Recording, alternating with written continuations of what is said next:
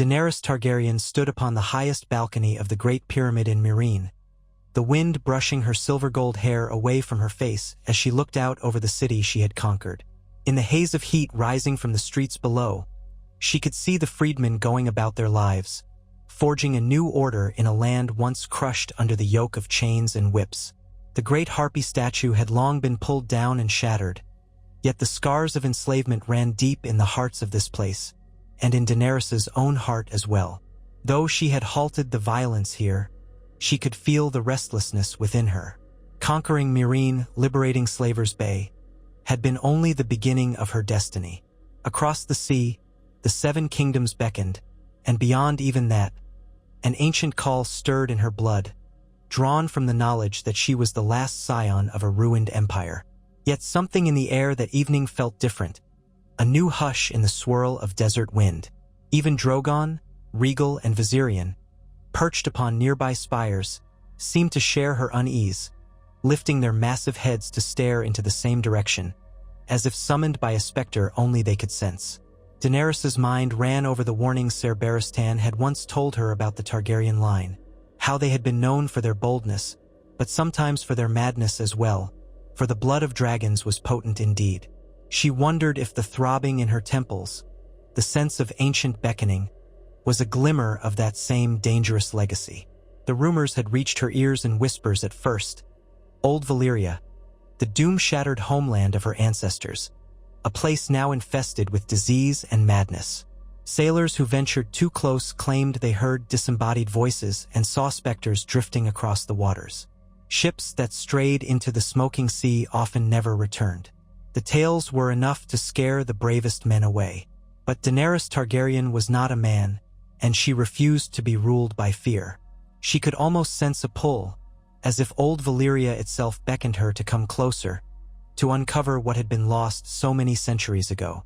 The prospect called to her with the same intensity she had once felt when she stood in the flames with her dragon eggs, both terrifying and exhilarating. As the coppery sun sank beyond the walls of Meereen, she realized her decision had already been made. She would go. She would gather her bravest warriors, her trusted counselors, and she would sail into the smoking sea. The freedmen of Meereen had proven loyal, and the city's new governance was beginning to stabilize. Grey Worm and the Unsullied would guard Meereen in her absence, ensuring that no one dared reintroduce slavery.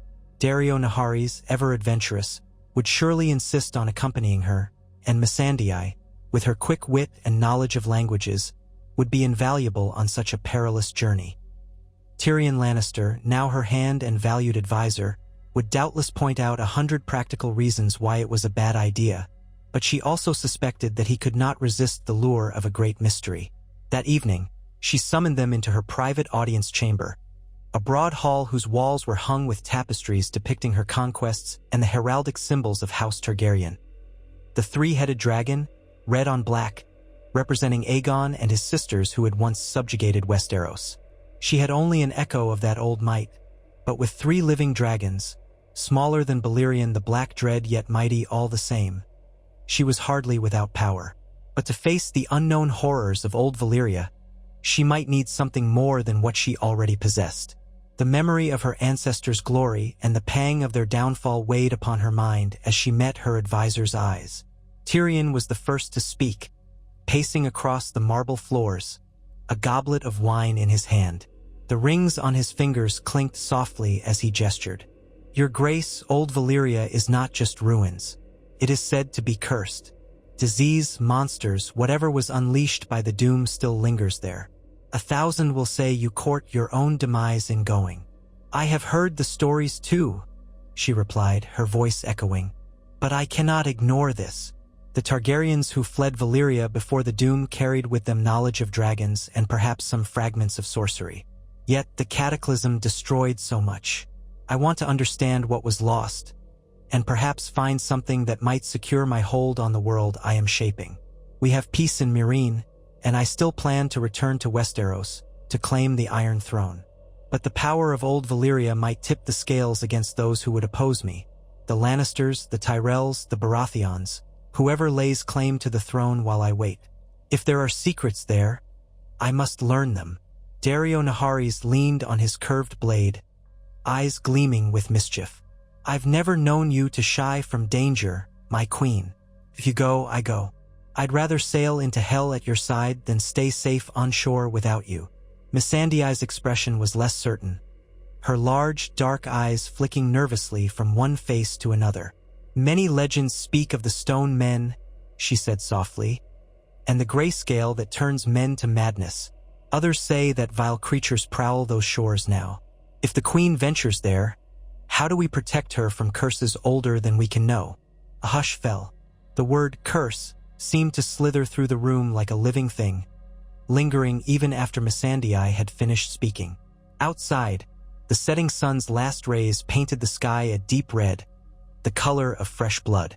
Ser Barristan Selmy had once told Daenerys that her father, Aerys II, had glimpsed something in the flames, something that twisted his mind toward pyromania and paranoia. Could the ruins of Valyria hold an even older madness, waiting to ensnare the next Targaryen who dared draw near? The possibility both terrified and intrigued her. We have faced curses and survived, Daenerys said at last. I stood in Drogo's pyre with 3 dragon eggs and emerged with living dragons. I have fought warlocks in Karth, faced treachery at Yunkai, and toppled slave cities from Astapor to Meereen. With caution and strength, we may survive this as well. Her determination stood unshaken. Tyrion, reading the set of her jaw, sighed and sipped his wine. Then I will draft the plans, your grace. We will assemble a fleet and prepare for this journey. May the gods have mercy on us. A faint half-smile touched her lips. The gods have mercy on those who take destiny into their own hands. The following weeks rushed by in a blur of preparations. The clamor of shipbuilding rang through Meereen's harbor day and night as Daenerys commissioned 6 stout, seaworthy vessels to carry her and a chosen retinue across the smoking sea. She ordered enough provisions for a voyage of unknown length. Salted meats, dried fruits, barrels of fresh water. The unsullied, stoic and disciplined, prepared an escort. Daenerys organized a smaller contingent of the Second Sons who vowed loyalty to Daenerys. Tyrion oversaw the distribution of tasks. Charts were procured, navigators were hired, and every rumor of old Valyria's waters was hunted down and analyzed. In the midnight hours, as the city quieted, Daenerys would stand in the courtyard behind the pyramid, watching her dragons stretch their wings in the starlight. Drogon had grown the most, a scaled black mountain of muscle and fire. Rhaegal's green and bronze hide shimmered, and Viserion's pale scales gleamed like dusty gold. Each night they roared, as though anticipating the journey ahead, their voices echoing off the pale walls. Sometimes she would dream of Valyria's burning towers, of dragons the size of castles, and of sorceries that wove entire fleets of ships into illusions or turned the wind into living flame. In these dreams, her blood sang, and she would awaken trembling, drenched in sweat, a longing burning in her chest that no mere conquest could satisfy. At last, the ships were ready. She left Grey Worm in charge of Meereen's garrison, for she did not wish the city to fall into chaos in her absence. After many tearful farewells from freedmen who still called her Mysa, Daenerys boarded her flagship, the Silver Wing, named for the rumored dragon, once ridden by a Targaryen queen long ago, and set sail. The horizon beckoned, the sky and sea merging in a haze. Many on the docks wept, praying to whatever gods they held dear that this bold queen would return unscathed. But if Daenerys's heart pounded with dread, she did not show it. She took her place at the prow, wind swirling through her hair, her posture regal and unyielding. Dario, leaning beside her, gave a roguish grin. I'd wager none have sailed this route in years without madness or plague chasing them home. If we return alive, we can say we've done the impossible. We will return, Daenerys said, and when we do, the world will tremble at what we've learned. Tyrion muttered something about how he preferred a hearty meal and a few jugs of wine over curses and ghosts, but still he stood at Daenerys's other side, carrying a leather-bound book of maps. Missandei hovered nearby, arms folded tight about herself as she struggled with the sea's unpredictable motion. The small fleet drifted away from the shelter of Meereen's harbor and out into deeper waters. Within days, the weather turned ominous. The sky grew dark, and the wind blew hot and foul, tinged with a metallic tang that stung the nose. A dense fog seemed to roll in without warning, blanketing the fleet so thoroughly that the sailors navigated more by the moaning wind than by sight. Daenerys spent hours on deck, listening to the hush, broken only by the occasional calls between ships. Fear gnawed at the men. They whispered that the smoking sea was claiming them, that the ghosts of the doomed lords of Valyria were rising from the depths to drag them under. Late one night, the fleet drifted into a realm that seemed half dream, half nightmare. The water shimmered a strange red beneath the weak moonlight, and a warm steam, thick enough to mask the horizon, enveloped them. Daenerys stood at the prow, refusing to retreat below deck.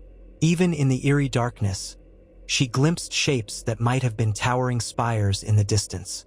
Dario peered through a spyglass and swore he saw jagged peaks rising from the sea, though they flickered in and out of sight as if conjured by illusions. Drogon, Regal, and Viserion circled overhead, their roars muffled by the steam-laden air. Their presence gave Daenerys some measure of hope. If her dragons were still with them, she reasoned, then perhaps the old blood of Valyria was guiding them. But soon enough, she heard a panicked shout from a nearby ship. Through the fog, a faint silhouette loomed, a massive arch of fused black stone, half submerged in the sea. Tyrion identified it as a piece of old Valyrian architecture, shaped by dragonfire according to legend. The arch was broken and covered in slippery growths, but it rose from the waves like the remnants of a colossal beast. They had arrived at the fringes of old Valyria. As dawn broke, the fleet skirted the edges of a labyrinth of shattered towers. The stench of sulfur hung heavy. Charred spires jutted out like blackened ribs in a rotted carcass. The water hissed around them, heated from below by volcanic vents. In the distance, molten lava poured from cracks in the land, painting the horizon with plumes of smoke. The name Smoking Sea had never felt more apparent. Daenerys ordered her ships to anchor in what seemed a sheltered cove amid the twisted shoreline. She could see remains of a once grand harbor, broken columns, and half-collapsed docks etched with Valyrian glyphs. The ruins beckoned her. A landing party was assembled. Dario, Missandei, and Tyrion joined her, along with a handful of unsullied warriors. The small group rowed to shore. A thick, warm mist clung to everything, and the ground itself felt spongy in places, solid stone in others. Daenerys's heart thundered with every step. She had grown up hearing fragments of Valyria's greatness, its shining towers that soared to the sky, its bright streets paved in marble and gold, the hum of magical forges that crafted Valyrian steel. Yet all she found now were ghosts of that glory. Jagged rubble was scattered across the land, the remains of once mighty walls. In the distance, a gutted fortress stood, its gates twisted. The ground was cratered, as if battered by the fists of angry gods. As they advanced, the silence was unnerving. Not even seabirds cried here, and only the slow gurgle of boiling vents and the hiss of steam broke the stillness. Daenerys pressed forward, feeling an inexplicable sense of belonging. The dragons circled overhead, occasionally landing on broken towers, exhaling small bursts of fire at the scuttling creatures that fled beneath them. She glanced back at Tyrion, who watched everything with sharp curiosity. Missandei looked unsettled, though resolute, and Dario's hand rested on the hilt of his blade, scanning the ruins for threats. Their first clue that something still lived among these ruins came in the form of a faint chanting carried by the wind. It was so soft that Daenerys wondered if she had imagined it. But as they followed the winding path deeper into the ancient city's heart, the chanting grew clearer, a low guttural hum that seemed to resonate in Daenerys's chest. They found the source in a half-collapsed courtyard, where a pair of figures in ragged cloaks stood before an ancient stone altar inscribed with Valyrian glyphs. The chanting died the moment Daenerys and her group appeared. The figures turned. One was stooped with age, the other tall and gaunt. Their eyes gleamed a sickly green in the dim light. Something about them felt wrong, as if their flesh were merely a thin covering over something else. They spoke in a dialect of High Valyrian so archaic that even Daenerys struggled to catch every word. Missandei, well-versed in languages, leaned closer to Daenerys and whispered a rough translation. They greet us as travelers but warn us that we stand on cursed ground. Daenerys raised her voice in High Valyrian, summoning her best attempts at the formal style she had learned from the Meereenese scholars. I am Daenerys Targaryen, Stormborn, Mother of Dragons, she said. I come from the blood of Valyria. This is my homeland, though I have never set foot here before. The stooped figure cackled, showing rotted teeth. The tall one inhaled deeply, and Daenerys sensed a flicker of something. Power, perhaps, radiating from them like heat from a furnace. Blood of the dragon, the old one rasped. So far from home, so ignorant of what she awakens. Dario snarled and grabbed his sword hilt. Daenerys lifted a hand to still him. We came to learn. We came to reclaim what was lost. Lost? The old figure repeated. The doom took what was ours. The dragons, the empire, the wonders. All undone by the arrogance of our forefathers. You are too late to reclaim it all. But some slivers remain. Tyrion's voice was hushed, his eyes darting between Daenerys and the cloaked figures. Careful, your grace, he murmured. We know nothing of these two or their intentions. But Daenerys could not help the pull she felt, as if an invisible thread bound her to this place and to these mysterious guardians of the old ways. What slivers remain? She asked, focusing on the old one. Fragments, the figure answered, raising a shaking hand. The pale skin was marked with what looked like cracks, or perhaps the early stages of grayscale, though it was impossible to be certain. Tomes of sorcery, scrolls that speak of how our ancestors forged the unbreakable steel and bound dragons to their will. Rituals never taught to the lesser families, only to the blood of the greatest dragon lords. Are you worthy? Daenerys felt her heartbeat quicken. Dragonlord, her ancestors had been lesser dragonlords from Valyria who fled to Dragonstone before the doom. She remembered the tales. House Targaryen had been laughed at by the greater families, mocked for their doomsaying. Yet they had survived. And now, centuries later, Daenerys had returned. I am worthy, she said, her voice low and steady. The taller figure offered a hollow laugh. Many have said the same. Their bones lie scattered in these ruins. The figure's gaze flickered to the dragons overhead, then back to Daenerys. You come with living flame, though, and that is interesting. She took a breath, summoning all the royal authority she could muster. I will do what is necessary. Show me. The two figures exchanged a look. For a moment, Daenerys swore she saw a flicker of greenish fire in their eyes, as though an arcane spark lit from within. Then they stepped aside, revealing a hidden stairway leading into the depths below the courtyard. Daenerys hesitated but felt Tyrion's hand on her arm.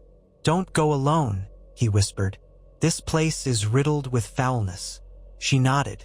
Together, Daenerys, Dario, Tyrion, Missandei, and two Unsullied followed the cloaked figures underground. The descent was steep, each step coated in centuries of dust. Missandei held a torch, its flame casting wavering shadows along the walls etched with Valyrian sigils.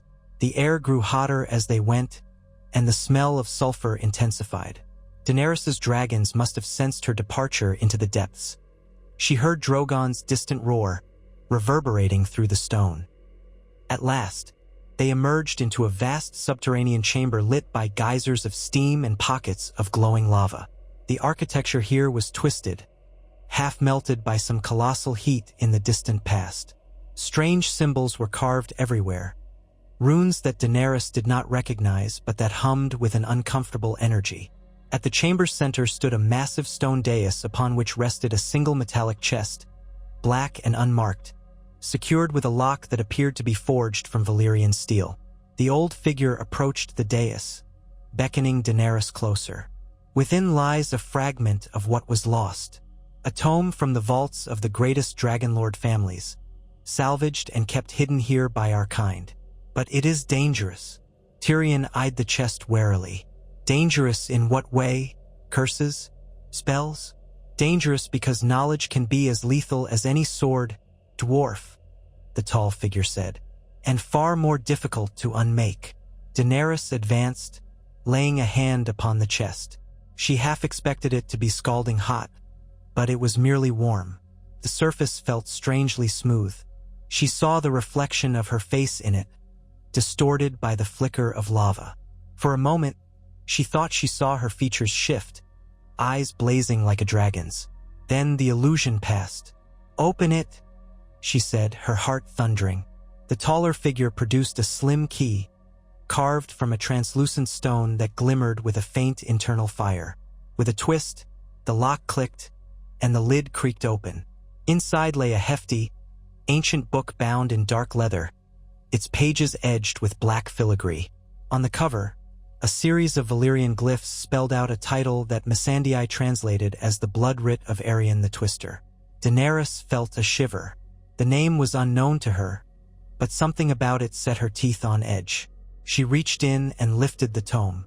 The pages were parchment, but heavier, infused with some unknown substance that gave them a slick, almost living feel.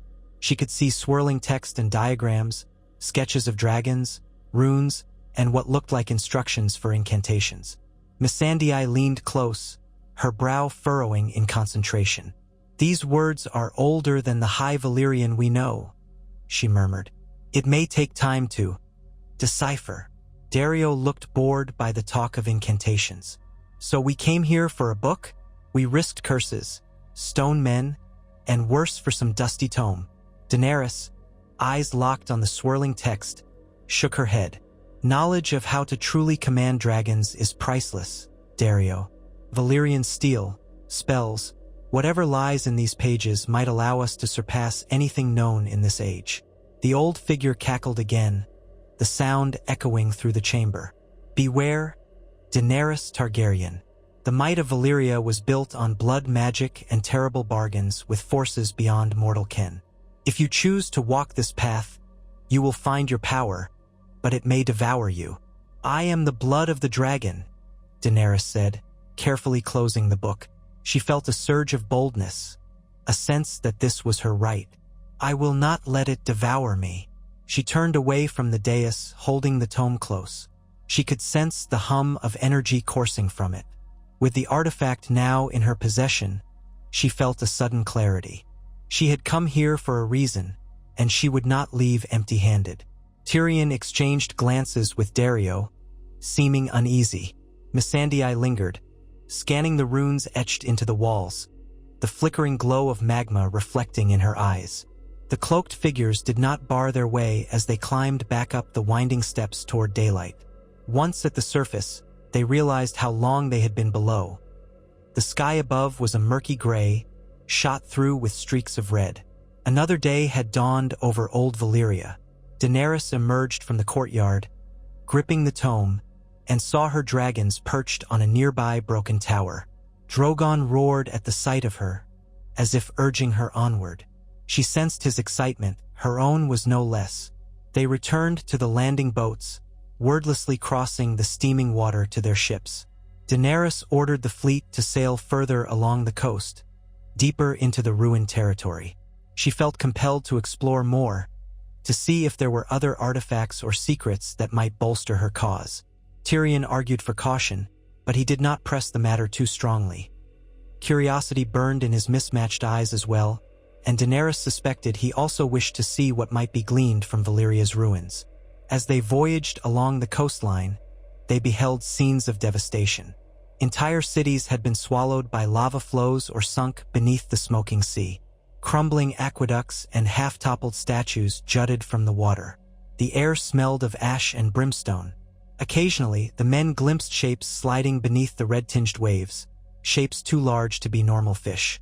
An oppressive hush lay over the land, broken only by the hiss of steam vents and the rumble of distant volcanic activity.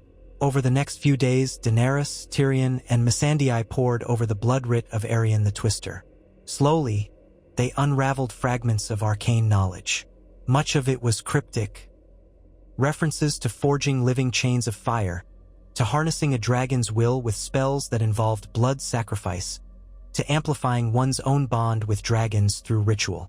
Though the pages were old and some details were lost to time, enough remained to tantalize Daenerys with the promise of near-limitless power. Tyrion was the first to voice a caution. "Your Grace, some of these spells speak of dark rites. The ancients dealt in blood and fire, not just figuratively. If we go down that path, what lines might we cross?" Daenerys's grip tightened on the book. "We have already crossed lines," she said. "I was born amidst salt and smoke. I hatched dragons from stone. I do not fear what these old secrets might demand of me. If it means saving my people, my future subjects, from the tyrants of Westeros and the other would-be slavers of this world, what price is too high?" Missandei, looking grave, closed her eyes briefly. "Queen Daenerys, remember what magic once cost you in the Red Waste. Mirri Maz Duur's sorcery saved Khal Drogo's body, but not his mind. Took your child. Dark magic rarely gives its gifts freely."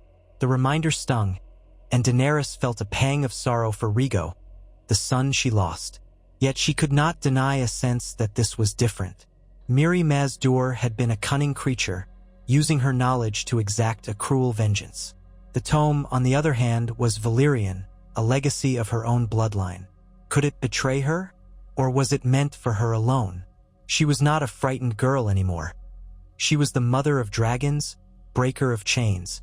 They weighed anchor near another crumbled settlement where an immense stone tower rose precariously over the sea. This tower, it was said, had once served as a seat of lesser Valyrian nobles. Daenerys led an expedition to the top, finding winding staircases and half-collapsed halls. Rhaegal and Viserion perched on the broken parapets, occasionally launching into the sky for short forays over the smoking sea. Deep in the tower's catacombs, her retinue unearthed more relics. Fragments of tablets etched with dragons, a rusted helm that might once have belonged to a dragon rider. Yet, aside from the hazards of collapsing masonry and pockets of lethal gas, no true monsters emerged to challenge them. Still, Daenerys could feel a shift in the atmosphere each day she lingered in Valyria's domain. Her dragons grew restless, snapping at one another in brief fits of aggression. Daario complained of vivid nightmares. Missandei remained quiet, but Daenerys could see the fear in her eyes. Even Tyrion began drinking more wine than usual, though he never let himself become incapacitated. The men in the fleet whispered of curses, claiming that the queen's obsession was leading them all into damnation. Daenerys silenced such talk by demonstrating her unwavering resolve, but in her private moments, she sensed the truth of it too. Something dark coiled in the air, drawn to her. Her resolve hardened, for she saw a path forming before her. Long ago, her ancestor Aegon the Conqueror had used 3 dragons to conquer the 7 kingdoms, forging the Iron Throne out of the swords of those who opposed him. But in this modern age, though she too had 3 dragons, the realm was fractious, cunning, armed with crossbows and cunning weapons. And the White Walkers, if she believed the rumors, waited in the north, an existential threat. She needed more than just dragonfire. She needed the kind of sorcery that had birthed the Valyrian Empire. If the key to that power lay in these pages, then she would claim it. One evening, as the sun bled across a sky thick with black clouds, Daenerys ventured alone to the deck of the Silver Wing. She carried the blood writ of Aerion the Twister, feeling the thrum of its presence in her hands. Drogon alighted on the deck beside her, snarling softly, as though sensing her intention. She thumbed through the tome's pages until she found one set of runes and instructions that had recently caught her attention. The ritual was cryptic, involving the mingling of blood and dragonfire to bind the hearts of queen and beast. She knelt, reciting the strange words in a halting version of Old Valyrian. A swirl of wind, thick with sulfur, tore across the deck. Drogon roared, his black wings spreading wide, stirring the air into a frenzy. Daenerys gasped as she felt a sudden heat rush over her body. It was as if her veins ignited. She did not shrink away from the flame in Drogon's throat. Instead, she pressed her palm to her chest, pricking the skin with a small dagger until blood welled. Then she let her blood drip onto the deck, chanting the ancient words. In the next moment, Drogon unleashed a burst of flame. She should have been burned, but her blood and the old words wove together in some half-seen tapestry of magic. The fire twisted around her, licking at her garments but leaving her flesh untouched. She felt a searing pain, but it was an inward pain, as though her spirit were being forged anew. Light burst behind her eyes, and in that instant, she saw Drogon's consciousness, an alien, majestic force of hunger and loyalty. For one flashing moment, she was Drogon, seeing herself as a small, determined human with silver hair shining in the firelight. The sensation was overwhelming, and she cried out, collapsing onto the deck. When she came back to her senses, she found herself lying prone, the ship's timbers hot beneath her cheek. The flames had subsided, and Drogon's head was nudging her, his eyes wide and curious. Daenerys felt different, stronger. She could hear voices. No, not voices, but presences at the edge of her awareness. Rhaegal and Viserion were near the tower, but somehow she could sense them, feel their slow heartbeats. Daario rushed out, followed by Tyrion and Missandei. Tyrion nearly dropped his goblet of wine at the sight of the scorched deck. Daario went pale, expecting the worst, but Daenerys rose to her feet, pressing a hand to her singed bodice. Her skin was untouched. She turned to Drogon with a fierce smile. "I can feel him," she said. "All of them." Something changed. Missandei looked frightened yet awed. "Daenerys, what did you do?" "I took what Valyria offered," she replied, her voice steady despite the tremor in her limbs. "This is only the beginning." From that day forward, Daenerys's bond with her dragons intensified. They responded more readily to her commands, their hearts bound closer to hers. She practiced with them daily, pushing them to unleash more precise bursts of flame, to fly in tight maneuvers, to sense her thoughts even without words. Rhaegal and Viserion still maintained streaks of willfulness, but the rebellious edge that once characterized Drogon's nature seemed tempered by this new connection.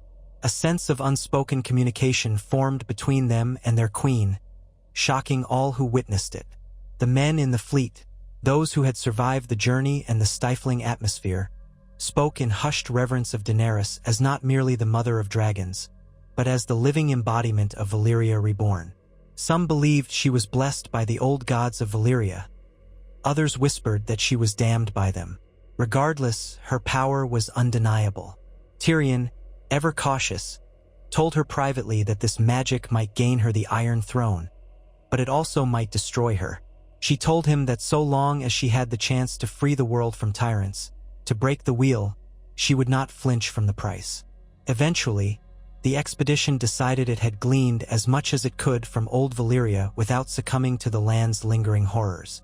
Strange afflictions had already stricken a few sailors. Fevers, peeling skin, one case that looked worryingly like grayscale though it was caught early. Daenerys recognized that to remain longer would court ruin. She gathered her newly acquired relics and the precious tome, then set sail back across the smoking sea. The journey home was fraught with storms and more glimpses of monstrous shadows beneath the waves, but her dragons circled overhead, warding off any threat that dared breach the surface.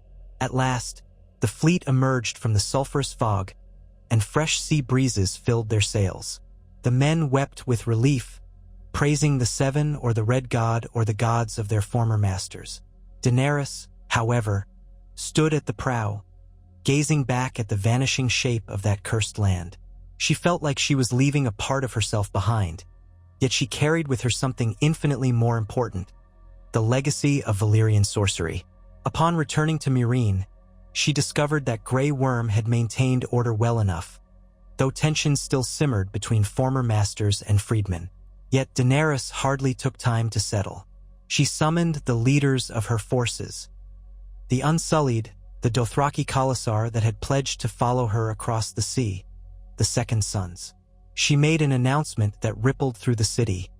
They would soon sail for Westeros in earnest. The time had come to claim her birthright. The reaction was a mix of excitement and anxiety. Some still feared the land that had cast out the Targaryens. Others, especially the freedmen, had no desire to go so far away. But Daenerys insisted. The seat of her power, once she claimed the Iron Throne, would extend across both Essos and Westeros. She would be the first truly global ruler, uniting continents under her reign. Preparations began on a grand scale. The forges in Meereen worked day and night to arm the Unsullied and the Dothraki with new steel. Tyrion strategized shipping routes. The Dothraki, impatient by nature, performed feats of horsemanship in the outskirts of the city. Daenerys continued to study the blood writ of Aerion the Twister by torchlight, gleaning new ways to strengthen her link to the dragons. She longed to reforge the ancient empire, not in the image of slave masters but as a realm of freed people under the unwavering protection of her dragons. Finally, the day of departure arrived. A great armada filled Meereen's harbor, dwarfing the modest fleet Daenerys had taken to Valyria. Scores of ships, rowed by freedmen or sailed by the reformed mercenaries, carried soldiers, supplies, and the hopes of a new age. Daenerys stood atop the command ship, flanked by Tyrion, Dario, Missandei, and Grey Worm. The three dragons soared overhead, casting massive shadows across the water. The freedmen cheered her as she left, calling out blessings in a dozen tongues. Daenerys felt a pang at leaving behind the city she had liberated, but she entrusted it to capable hands, believing that the next time she returned, it would be as a queen who held not just one city, but many. The crossing was long, but calmer than the journey to Valyria had been. The further west they sailed, the more the men relaxed. Rumors filtered through ships. The political landscape in Westeros had shifted again. Cersei Lannister might still cling to the Iron Throne in King's Landing, or perhaps there were new claimants. The Night's Watch in the north sent ravens about an army of the dead marching from beyond the wall. But for Daenerys, these rumors only solidified her resolve. She must arrive soon and in force. Let the lords of Westeros see the return of the dragons. When at last the armada landed on the shores of Dragonstone, the ancient seat of House Targaryen, Daenerys felt a surge of homecoming unlike anything she had experienced in Valyria. Though the Targaryens were exiles from the old empire, they had made Dragonstone their stronghold for generations before conquering Westeros. It was here that Daenerys had been born during a raging storm. Now she stepped foot upon its black sand beach, hearing the thunderous call of the sea echo through its basalt cliffs. Grey Worm led the Unsullied in an orderly procession onto the island. The Dothraki, less orderly but no less formidable, galloped across the narrow stretches of land, whooping and raising their araks in salute. Tyrion studied the formidable fortress perched on the rocky hill, already calculating what improvements needed to be made. Dario marveled at the carved dragons adorning the walls, reminiscent of the Valyrian style. Missandei clung to a thick cloak, shivering in the cooler Westerosi climate. Daenerys wasted no time in entering the great hall of Dragonstone. Dust covered the carved chairs and tables, but the imposing throne of the castle stood waiting. It was not the Iron Throne, but it had belonged to her house. She approached it slowly, letting her hand glide over the obsidian edges. Nearby, Tyrion watched, quiet respect in his gaze. "We will make this our base," Daenerys declared. "From here, we will launch our campaign to win the Seven Kingdoms. No more waiting." And so she laid her plans. Ravens were sent across the realm, declaring Daenerys Targaryen's rightful claim. She invited all who would bend the knee to join her in forging a new kingdom free of tyranny. She also offered alliance to those who wished to resist the undead threat rumored in the north, urging them to meet her at Dragonstone. Word spread of her arrival, of her formidable army, and of her 3 dragons. Yet many lords were uncertain, fearful of reliving the scouring flames that had subjugated their ancestors. The first real conflict came when a fleet bearing Lannister banners was sighted off the coast. Rather than attempt negotiation, they launched a daring raid on one of the smaller islands near Dragonstone, testing Daenerys' defenses. Daenerys took to the sky atop Drogon, with Rhaegal and Viserion following. The Lannisters soon discovered that ships and catapults were no match for dragonfire. Daenerys destroyed their vanguard in a single devastating swoop, the dragons spewing flames that turned wooden decks to cinders and sailors to ash. Watching from Dragonstone's walls, Tyrion turned pale, recalling the destruction that dragonfire had wrought in King's Landing during the madness of Aerys. Yet Daenerys was not her father. She spared those who surrendered, capturing them as prisoners rather than torching them all. The news of that victory spread quickly, striking fear into her enemies and admiration into those who hoped for a strong ruler. More lords began to send envoys, some to seek an alliance, others merely to spy. Among them was a representative from Dorne and one from the Tyrells. Daenerys's court at Dragonstone grew, filled with Westerosi knights, Essosi freedmen, and Dothraki horse lords. Across the sea, news reached Meereen that their queen was on the cusp of fulfilling her destiny. Yet Daenerys felt a restless stirring in her blood. Conquest alone did not occupy her mind. Each night, she read more of the blood writ of Arion the Twister by candlelight. She practiced the incantations that would deepen her connection with her dragons. Sometimes she bled her palm and spoke the words, feeling the magic surge.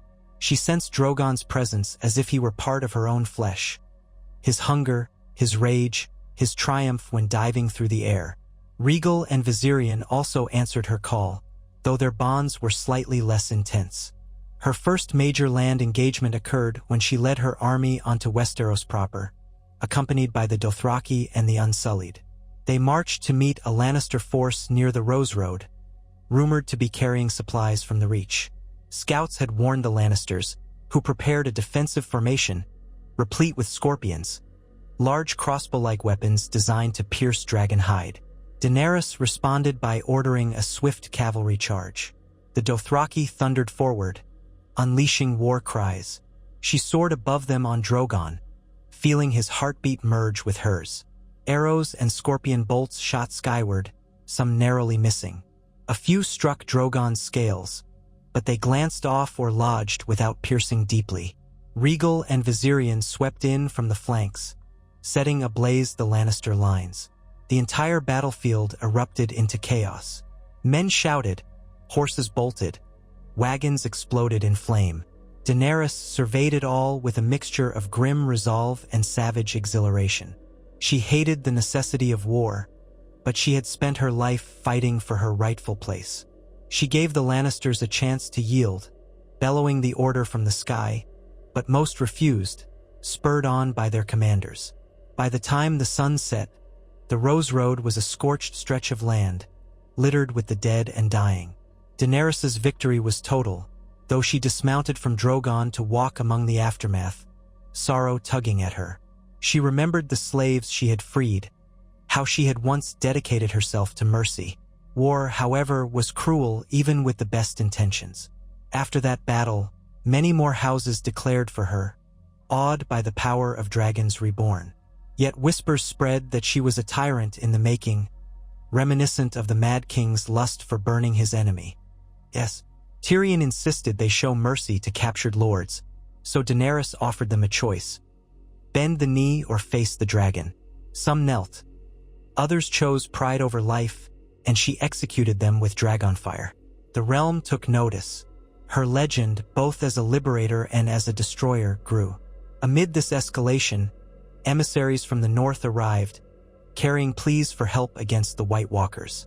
They brought word that the undead were advancing beyond the wall, that only a unified realm could hope to stand against them. Daenerys heard them out, recalling the warnings Ser Jorah Mormont had once given her about the impending winter. She was inclined to help, but demanded the northern lords recognize her claim first. A tense negotiation followed. Yet, in her chambers, Daenerys questioned whether the army of the dead posed a threat even dragons could not overcome. She revisited the blood writ for any mention of unnatural winter or necromancy. Much of it was cryptic, but certain passages implied that dragonfire could turn back not just mortal armies but creatures of ice. Meanwhile, the tension with Cersei Lannister and her allies escalated. The Queen in King's Landing sent raven after raven, proclaiming Daenerys to be a foreign usurper who had unleashed savage Dothraki hordes and monstrous dragons upon a peaceful land. Skirmishes erupted across the Crownlands, with Daenerys' forces slowly pushing closer to the capital. Observers from Bravos and Pentos watched with keen interest. A new Targaryen empire seemed poised to rise, bridging Essos and Westeros. It was then that Daenerys decided to unleash the deeper sorceries of Valyria. In a secret ritual, concealed even from Tyrion and her closest advisors, She performed a ceremony under Dragonstone's ancient foundation, near the dragon-shaped caves rumored to be rich with dragonglass.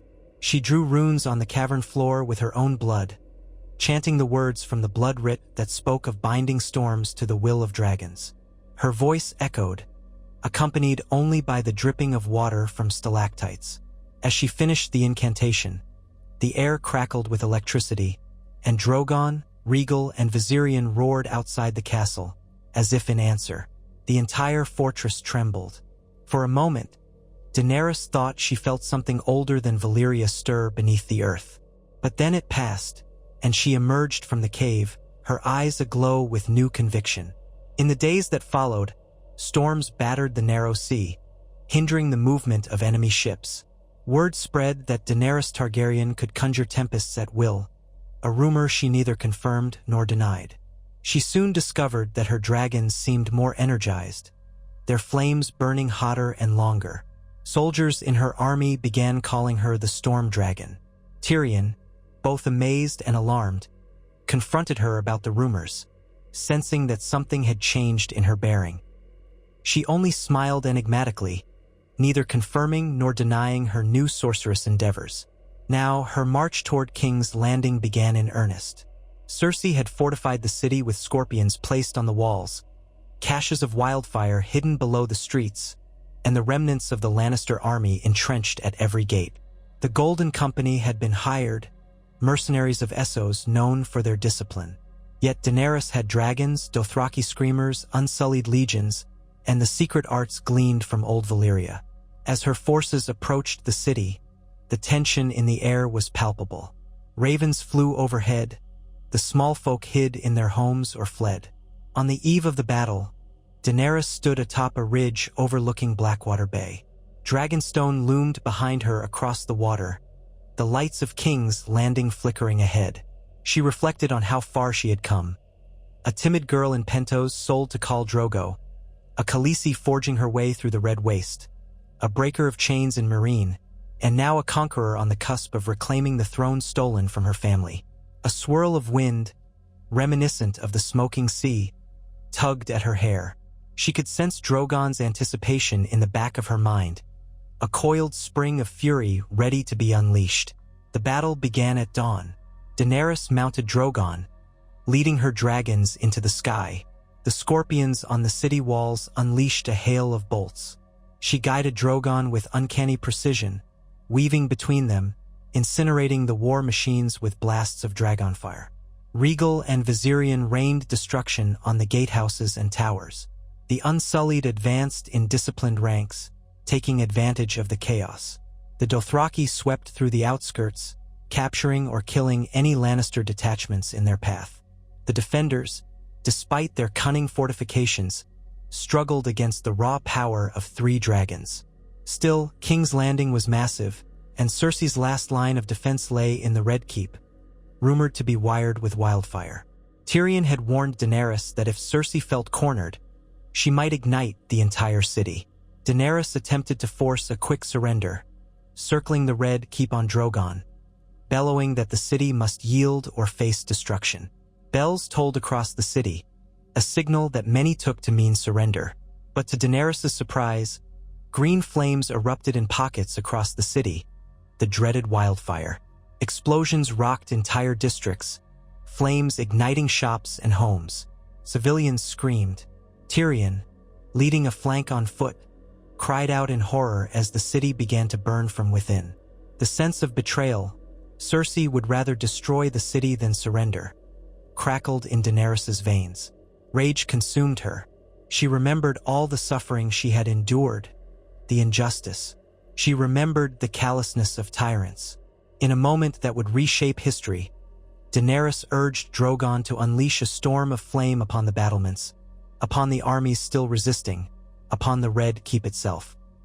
Rhaegal and Viserion joined in, blasting away sections of the fortress. The city, already aflame with wildfire, was caught in a crossfire of destruction. Some pockets tried to surrender, but the swirling chaos made it difficult for Daenerys to see or to trust any sign of capitulation. Deep inside, some part of her recognized the risk. that she was towing the line between righteous wrath and a madness not unlike her father's. Yet the memory of Valyria's power, the swirl of sorcery in her blood, and the throbbing link with Drogon pushed her onward. If she had to reduce the Red Keep to rubble to end Cersei's reign of terror, so be it. When at last she landed Drogon in the Red Keep's courtyard, the walls were crumbling, flames licking at the towers. Soldiers dropped their weapons, fleeing or surrendering in terror. Cersei Lannister stood at the top of a fractured staircase, defiant to the end, her regal garments smeared with ash. The two queens locked eyes. Cersei sneered, looking for a moment like she might speak, but Daenerys did not grant her the chance. She gave Drogon a single command, and the black dragon's flame turned the last Lannister queen to ashes. Silence fell in the aftermath, broken only by the crackle of flames and the distant screams of those caught in the wildfires spread. Daenerys dismounted, her expression a mixture of triumph and an unsteady sense of horror at what had transpired. Tyrion arrived, dusty and singed, a haunted look in his eyes. He surveyed the destruction, streets in ruin, bodies strewn about. It was the price of conquest, with dragons unleashed and sorcery fueling their wrath. Even so, the city had fallen, and Daenerys Targaryen stood as the undisputed conqueror. Over the following days, she worked tirelessly to restore some semblance of order. The survivors were granted mercy, the flames were quelled, and the Red Keep was declared under reconstruction. She had won, but at a cost that left many wondering if this new queen would truly be different. Yet for every whisper of fear about dragonfire and sorcery, there were also those who viewed her as the savior who had removed Cersei's tyranny. In a solemn ceremony within the scorched throne room, Daenerys ascended the Iron Throne at last. Though the heat of lingering fires still emanated from the walls, she placed herself upon the twisted swords, feeling their cold metal press against her back. Drogon perched upon a shattered tower overhead, letting out a roar that shook the remains of the keep. Tyrion approached, bowing deeply and placing a crown upon Daenerys' head. The crown had been quickly fashioned from melted Lannister gold, a symbolic act signifying the end of one reign and the start of another. "All hail Daenerys of the House Targaryen," Tyrion declared to the battered lords and ladies gathered. "Queen of the Undulls, the Rhoynar, and the First Men, protector of the realm, the unburnt, breaker of chains, and mother of dragons." A hush fell, then a swelling murmur of voices repeated the acclamation. The great bells of the city, those that still stood, tolled in acknowledgement. Daenerys looked across the throne room, seeing fear and awe in equal measure. She knew some questioned her methods, but she recalled the words scrawled in the blood writ, "Only through fire may the world be remade." Her next concern was the war in the north. Reports said the White Walkers had broken through the wall. An endless night threatened all of Westeros. Though many had doubted the existence of these creatures, the scattered armies of the north provided grim testimonies. Daenerys recognized this as the final crucible. If the realm was to survive, it would need more than spears and swords. It would need dragonfire, and perhaps deeper sorcery yet. Tyrion was uncertain if the realm, battered by the city's fall, could rally so quickly. But Daenerys insisted they march at once, leading her dragons into the heart of the north. She assembled her forces anew, forging a truce with those who had moments ago been her enemies, provided they acknowledged her supremacy.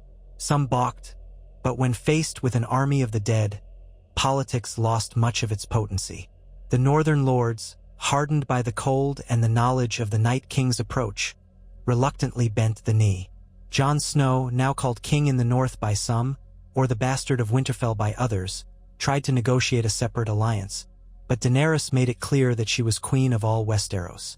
Reluctantly, he agreed, though tension flickered between them. United, they marched beyond the Neck, through the half-ruined keeps of the Riverlands, up the King's Road to Winterfell. Along the journey, the bitter cold of the approaching winter deepened. Snow fell in thick drifts, and the sky remained a constant gray.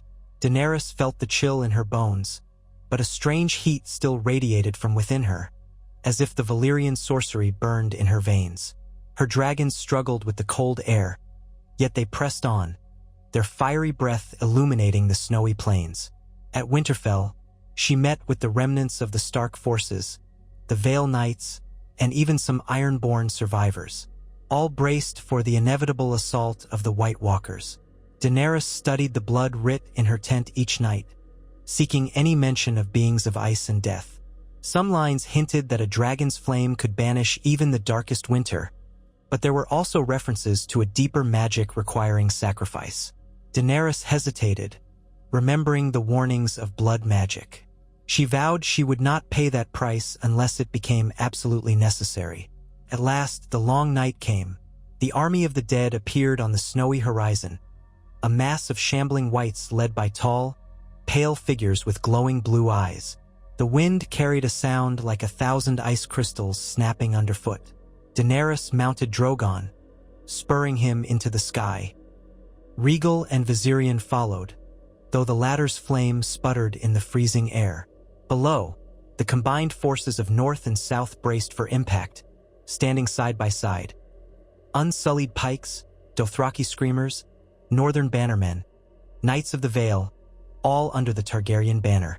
Torches glowed across the battlements of Winterfell, but the cold seemed to devour the light. The battle was chaos incarnate. The Whites hurled themselves against the living with tireless ferocity. The White Walkers advanced calmly, raising the dead anew each time one of Daenerys' soldiers fell. Drogon and the other dragons strafed the ranks of the undead with jets of flame, incinerating hundreds at a time. But the cold was fierce, and gusts of icy wind deflected some of the flames. Daenerys circled, searching for the Night King, rumored to be among the White Walkers. If she could kill him, many claimed all his creations might fall. Above the swirling melee, Daenerys spied a figure astride an undead dragon. Viserion, she realized with horror, was not among her own. This was another undead dragon, resurrected from some dark magic. The beast roared, unleashing an icy flame that clashed with Drogon's fire in a brilliant explosion of sparks. Daenerys could barely see through the conflagration, but she pressed Drogon forward, determined to destroy this abomination. The two dragons collided in midair, raking each other with claws and teeth. Drogon's flame scorched half the undead dragon's face, and it screeched, lashing out with a barbed tail. Daenerys clung to Drogon's saddle, feeling every blow reverberate. Below, the living and the dead clashed in a brutal struggle. She heard the pounding of hooves as the Dothraki charged, the sharp ring of steel as the Unsullied held formation. The swirling snow made it nearly impossible to see which side was winning. She felt a sudden presence, cold, piercing, malevolent. Turning, she saw the Night King standing atop a broken section of Winterfell's outer wall, his eyes like chips of crystalline ice. He raised a pale hand, and shards of frost coalesced, forming spears that hurled through the air. One struck Rhaegal below the wing, sending the green dragon spiraling down with a roar. Daenerys' heart lurched. Rage and desperation filled her. She recalled the darkest incantation from the Blood Writ, one that spoke of summoning the full might of a dragon's fury at the cost of one's own life force. At that moment, she made her choice. She would not let the realm fall to an endless night. "Dracarys!" she shouted, voice resounding with a strange double timbre, as if some ancient spirit spoke with her. Drogon reared back, inhaled deeply, and spat forth a torrent of flame that glowed with an otherworldly intensity. This was not normal dragon fire. Daenerys felt her vision blur, her veins burning with an excruciating heat. Drogon's flames cut through the freezing gusts, smashing into the undead dragon and the Night King's position. The snow melted instantly, the stone walls cracked, and a thunderous explosion rocked the battlefield. The undead dragon was consumed, its bones flaking away into ash and ice. The Night King vanished in the inferno, a silent snarl on his frozen lips. In the next heartbeat, the Whites collapsed in heaps, their icy magic severed. A hush enveloped the battlefield.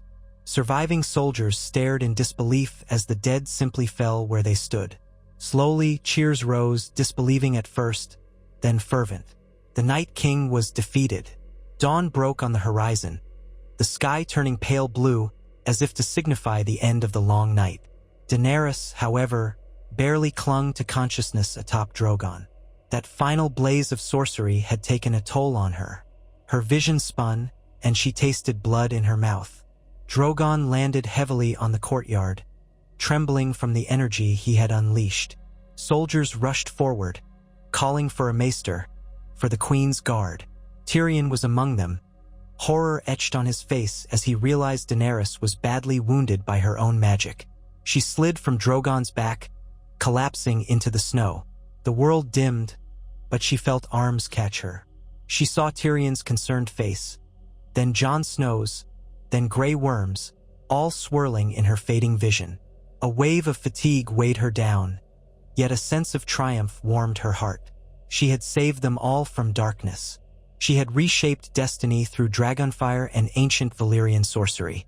When next she opened her eyes, she lay in the great hall of Winterfell, now turned into a field hospital for the wounded. Bandages wrapped her arms, and she felt a pain in her chest with each breath. Tyrion sat beside her, relief flooding his features when she stirred. Drogon slept outside, curled like a protective cat around the courtyard, too large to enter. Rhaegal lived, though injured, and Viserion was exhausted from the fighting. The undead threat was ended. The realm was hers, though battered and in dire need of restoration. Daenerys rose, summoning her remaining strength, and stepped out into the cold morning air. The survivors knelt in the courtyard, Northmen, unsullied, Dothraki, lords and knights of all stripes. They bowed to her not merely as a conqueror, but as a savior who had spent her very essence to save them from extinction. She felt tears burn her eyes, and a trembling gratitude mixed with sorrow for all that had been lost. In the months that followed, Daenerys Targaryen's reign stabilized. She returned to King's Landing to oversee the rebuilding of the capital. She appointed governors to the war-ravaged regions, ensuring that her promise of breaking the wheel extended to the small folk who had long suffered. The Dothraki roamed at will but pledged fealty. The Unsullied stood guard over the realm, and the Northern Lords accepted her as queen in gratitude for defeating the White Walkers. Tyrion served diligently as her hand, guiding her through the complex webs of Westerosi politics.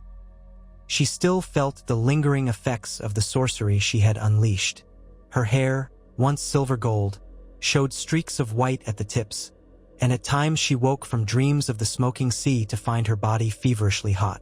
But she lived, and her dragons soared above, a testament to the might of Valyria reborn. Some whispered that she was now touched by the same madness that once consumed her father. Yet those who met her gaze at court saw a queen of unyielding resolve and surprising compassion, shaped by both triumphs and tragedies. Over time, the Seven Kingdoms came under her firm rule. Essos remained an ally, trading freely with the new Targaryen realm. Daenerys declared an end to old feuds, inviting all houses to send representatives to a grand council where laws for the common good would be forged. She pardoned many who had fought against her, demanding only loyalty in return. The people whispered that she was a dragon tempered by sorcery, strong yet scarred, brilliant yet haunted. Some still recalled the fear of seeing her dragons unleash their might on King's Landing, but they also remembered how she had risked everything to stop the dead. In time, the realm found a fragile peace, unlike anything seen in recent memory. Daenerys's child, if she chose to bear one, would inherit a legacy shaped by blood and fire, but also by hope. The Iron Throne, reforged in the aftermath of the battle for King's Landing, stood as a symbol of unity more than conquest. Whether the realm prospered or fell again into chaos would depend on how wisely its rulers held the power of the dragons and the old sorcery. Yet for now, the winds carried whispers of a queen who had walked the ruins of old Valyria, who had communed with her dragons in the smoking sea, and who had unleashed an ancient magic to conquer both mortal foes and the forces of night. They called her Daenerys Stormborn, the Unburnt, the Breaker of Chains, and in hushed tones, they also called her the Shadow of Valyria, for she alone had passed through that land of doom and returned with its secrets. And though the path had been paved with Unimag, inable cost, a new age dawned in Westeros, shaped by the triumph of the last Dragon Queen. Daenerys woke in the early hours before dawn, the world outside her window still dark. The lantern by her bedside sputtered, casting its glow across the modest bedchamber she had claimed within the half-restored Red Keep. The air smelled faintly of ash and lime, a reminder of the reconstruction all around her. Masons and carpenters worked day and night, rebuilding the city that war and wildfire had ravaged. Even in these quiet hours, a distant hammering echoed through the battered walls. She climbed out of bed and stepped onto the cold stone floor. The day promised to be long. She felt the weight of that certainty pressing on her as she dressed. She wore a simple black gown fastened at the waist, eschewing the silks and jewels the court had tried to press upon her. She needed none of those today. The city had barely begun to heal, and she had no desire to flaunt wealth in the face of so much loss. In the antechamber, Dario waited with 2 Dothraki blood riders and an unsullied guard. Dario had returned from a tour of the war-torn Crownlands, where he and the Dothraki had spent weeks quelling bandit raids and protecting supply lines. Even now, in the aftermath of the wars, chaos lingered. Displaced peasants roamed the roads, some turned to thievery, others to desperate pleas for any scrap of food. The sight of the Dothraki, fearsome on their horses, kept most would-be raiders at bay, though it also frightened the small folk. He gave her a slow, assessing grin. "You look tired, Your Grace. The city begs for your presence, but you mustn't let it devour you." She touched his arm in greeting, a gesture both affectionate and practical. "I'll rest when my realm is secure," she said. "What news from the outskirts?" His expression turned grim. "We flushed out a few Lannister loyalists trying to rally the remnants of their forces in the hills. They're scattered now. Some surrendered, some fled. Overall, the roads to King's Landing are safer today than a fortnight ago." She nodded, relieved but not wholly satisfied. Even with Cersei gone, the root of many grudges remained. Old loyalties died hard, and the Great War in the north had scattered tens of thousands of fighters across the land. They would not all bend the knee so easily. "Thank you," she told Dario. "Continue to coordinate with Grey Worm. The roads must be safe if trade is to return."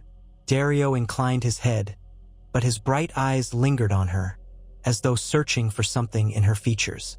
"As you say, my queen." Then he stepped aside to allow her passage.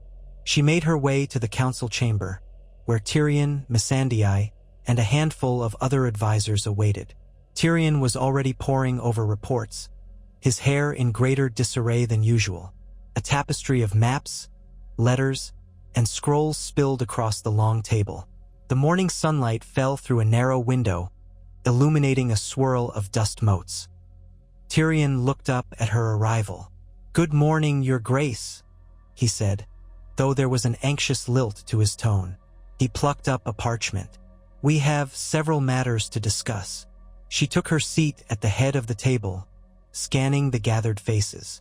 Missandei sat close by, quiet and watchful as always, her hair braided back in neat rows.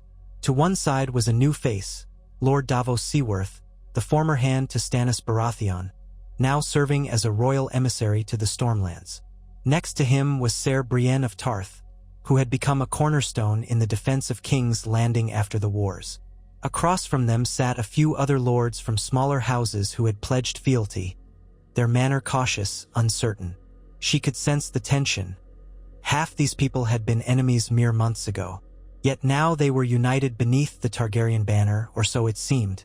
Daenerys gestured for Tyrion to proceed, and he began reading from the first letter. Reports from the Vale spoke of a group of mountain clans refusing to accept the new queen's rule. Instead, they harassed traveling merchants and occasionally threatened villages. The Lord Protector of the Vale, Sweet Robin Arryn, was too young and timid to handle them effectively. Next was news from the Reach. Farmland was being replanted, but the Tyrell line was gone aside from distant cousins. A new steward must be chosen to manage Highgarden's wealth and farmland. Further letters spoke of a shipping dispute in Blackwater Bay, a potential plague in Lannisport, and a riot in Duskendale. On and on it went. Daenerys let the words wash over her, keenly aware that the kingdom's wounds ran deeper than one single war. The fight against the White Walkers had decimated the north, and King's Landing had suffered its own brand of devastation. Now, across the land, the small folk tried to rebuild while opportunists took advantage of the chaos. Tyrion paused to sip wine, clearing his throat. "Your Grace," he said, "we have an important decision concerning the region near Highgarden. The seat stands vacant. Traditionally, the Warden of the South would oversee it, but there is no Tyrell left to claim it. We could raise a new house, reward one of your faithful supporters." Davos's voice, calm and weathered, joined in. "I've had dealings in the Reach, my queen.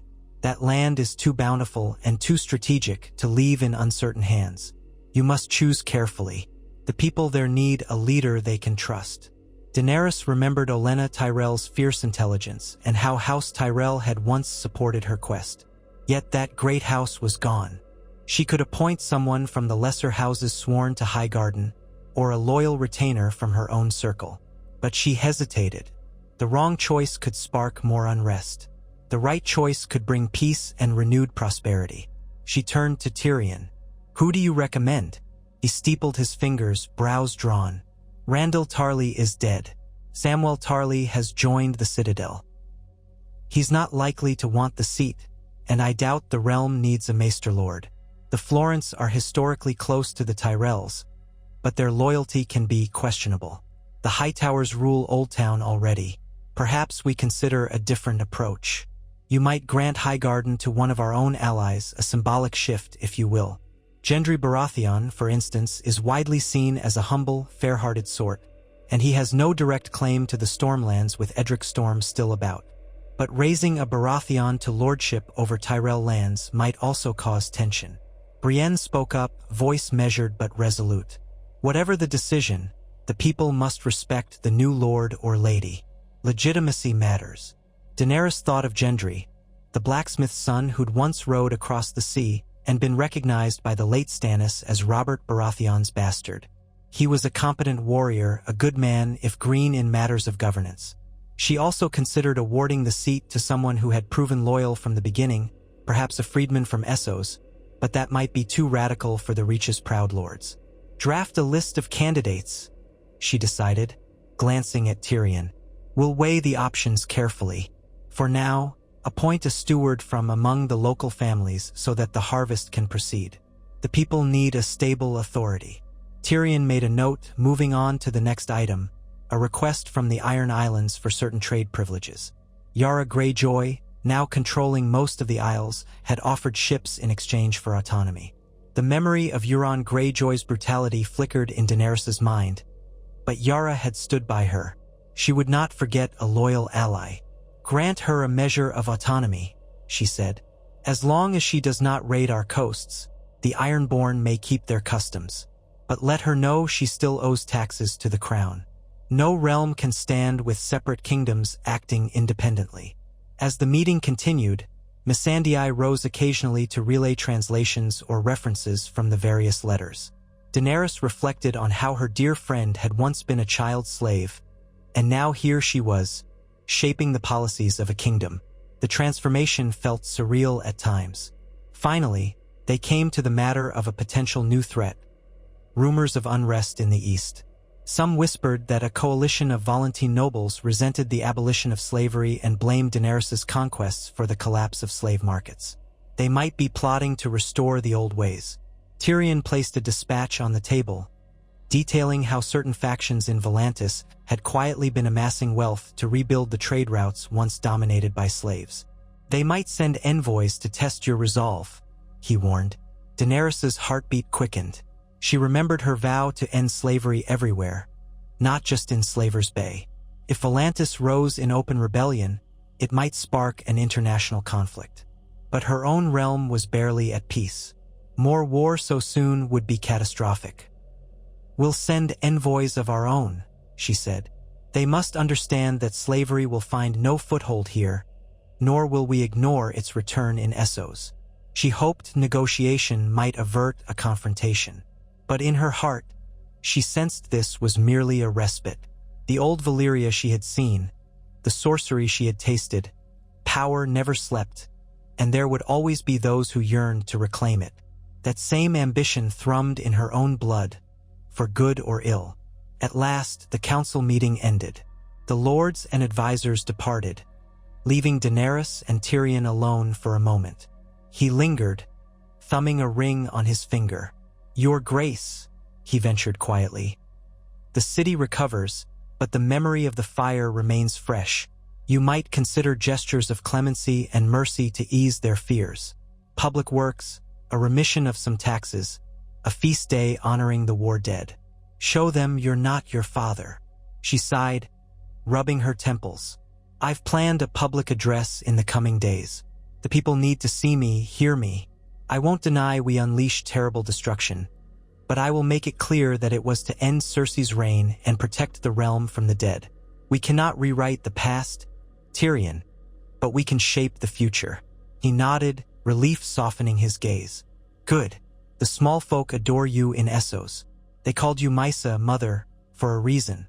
Win the hearts of Westeros the same way, and the realm will stabilize." She paused, remembering the freed slaves in Meereen who had pressed their small hands to her footprints in the sand. She used to see their eyes filled with hope. That same longing existed here in Westeros, too, if hidden behind centuries of suspicion. "Yes," she said quietly, "I will do what must be done." She stepped outside to the castle courtyard. The sun had crept higher, but a chill wind blew in from Blackwater Bay. Scaffolding and wooden beams crisscrossed what used to be the Red Keep's outer towers, which had collapsed during the siege and the wildfire explosions.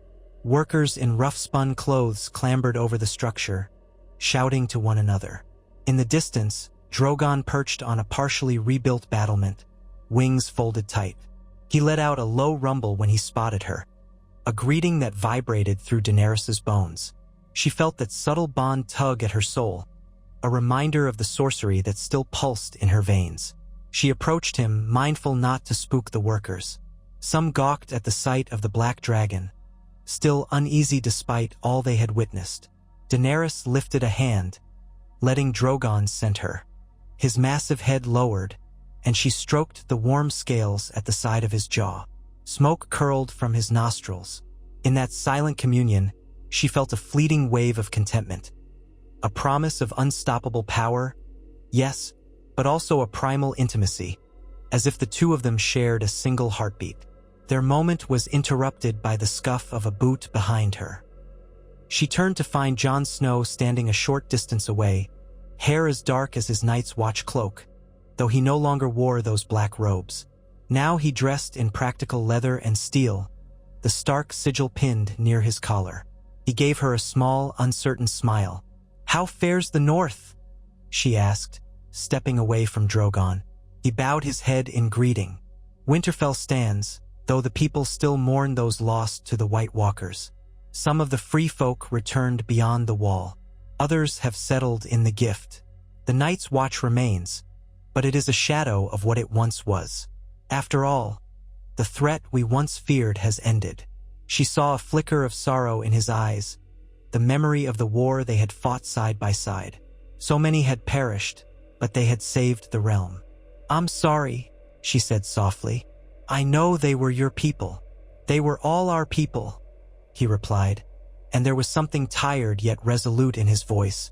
"We share that responsibility." They stood in silence, the wind rustling the scaffolding overhead. Jon's gaze flicked to Drogon. "You've bonded with them even more since the war," he observed. "I remember how you once struggled to control Drogon. Now he seems as gentle with you as a hound." She thought back to the rituals in old Valyria and the spells she had woven. A small shudder passed through her, a mixture of pride and unease. "Yes," she said, "they're part of me now, in ways I never fully expected." Jon tilted his head, as though considering how to approach a delicate topic. "Some in the north speak of you as a sorceress. They say you used blood magic to crush your enemies. They say your dragons are bigger and fiercer than any since Balerion the Black Dread. Most are grateful you saved us, but rumors have a life of their own." She allowed herself a weary laugh. "Does it frighten them?" His brow furrowed. "Some, perhaps. Others feel awe. But all wonder how you'll use that power now that the wars are over." She exhaled, looking at Drogon. I'm still learning how to bear it. I never wanted to be a tyrant. I wanted to end tyranny. But the dragons, the sorcery, it can lead one down a dark road if not guided by purpose. Jon stared at her, searching her eyes. We must hold each other accountable. The realm can't afford another tyrant. But I believe in you. She found comfort in those words, though a spark of lingering doubt remained in her heart. She recalled the final passages in the blood writ of Aerion the Twister, describing how unbridled power could corrupt the soul like a disease. She had touched that power. Part of her still wondered if she had stepped too close to the edge. They talked of smaller matters, the repairs to the King's Road, the potential for new trade routes between the North and the Crownlands, the distribution of food from the Reach. It was a relief to discuss practicalities, a reminder that governance was built on daily bread, not just battles and magic. At length, Jon excused himself, explaining that he wished to see to the northern soldiers quartered in the city. Daenerys watched him go, feeling the weight of their history. They had stood together against the dead, and though once there had been rumors of something more intimate, their paths had diverged in the chaos after the victory. Now they were allies, perhaps friends, each bearing scars that might never fully heal. Daenerys took a final moment with Drogon, then continued on her rounds. The Red Keep was vast, its corridors echoing with emptiness. She passed courtiers who bowed in deference, soldiers who saluted stiffly, and servants who hurried about with tools or baskets of supplies. She made sure to halt occasionally, to speak kindly to a servant or a mason, to inquire after their well-being. These gestures, small though they were, might help bridge the gulf between ruler and ruled. Later that afternoon, she convened another meeting, this time, with a delegation of common folk representing various trades in King's Landing. They gathered in a restored side hall. A group of fisherwomen petitioned for better wharf access now that half the old docks were rubble. A blacksmith's guild asked for cheaper access to iron shipments from the Westerlands. A stonemason's guild offered to help rebuild the city walls if the crown supplied them with more timber from the Crownlands forests. Daenerys listened attentively, impressed by their resilience. She promised to allocate resources as best she could while ensuring fairness. The fisherwomen left hopeful, the blacksmiths somewhat appeased, the stonemasons excited to receive royal patronage. She could see the spark of optimism in their eyes. That was something the city had lacked for so long. By sunset, she was drained. She returned to her private chambers, where Missandei waited, a humble meal prepared on a small table. "You must eat," Missandei insisted gently. "You skip meals too often these days." Daenerys forced a grateful smile. "Thank you, Missandei. Sometimes I forget how to be ordinary." They shared a quiet meal. Roasted vegetables, a trencher of brown bread, a cup of spiced wine. The taste was good, yet Daenerys barely registered the flavors. Her mind churned with all she had learned that day. Worries about the realm, the reconstruction, the looming threat of Volantis, the question of Highgarden's new lord. She remembered the words of the old Valyrian guardians in the smoking sea, warning her that power devours. It was Missandei who broke the silence. "You carry such burdens, Daenerys. Perhaps you need a moment to remember why you took them on." Daenerys considered that. "I became queen to free people from chains, literal chains in Essos, and the chains of tyranny here. Sometimes it feels like I've been at war so long, I don't know what peace truly means." Missandei reached across the table, clasping Daenerys' hand gently. "Peace is the dream, but the dream requires shaping. You told me once that no one would ever lock you away again, that you would not be used as a pawn. Now you shape your own destiny, and the destiny of so many." Daenerys squeezed her friend's hand, grateful for the unwavering loyalty and wisdom. "Thank you," she murmured. "Tomorrow I speak to the city. Will you stand beside me?" Missandei inclined her head, a soft smile on her lips. "Always." Night blanketed King's Landing, and Daenerys tried to sleep. Her mind, however, refused to rest. Eventually, she rose from bed, lit a small lantern, and rummaged through her possessions until she found the object that had shaped her fate. The blood writ of Aerion the Twister.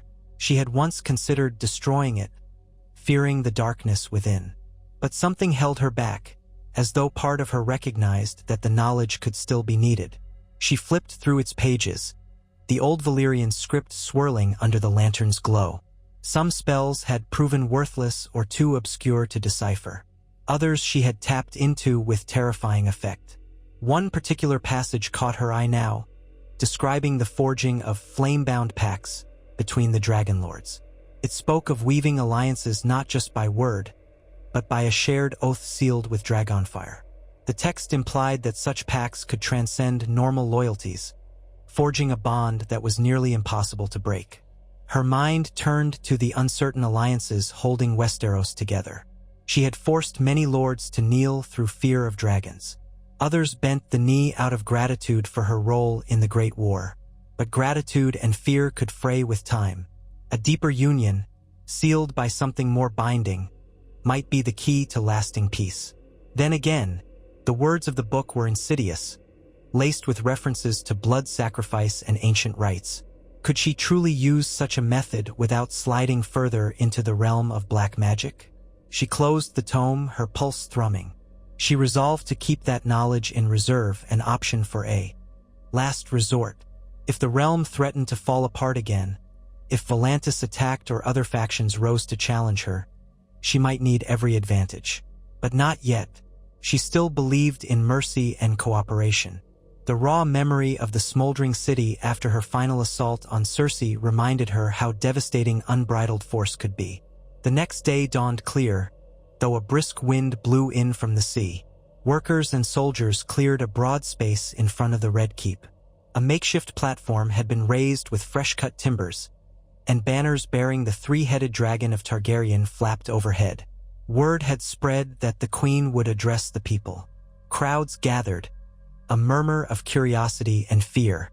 Some had seen their homes burned or witnessed the final showdown with Cersei.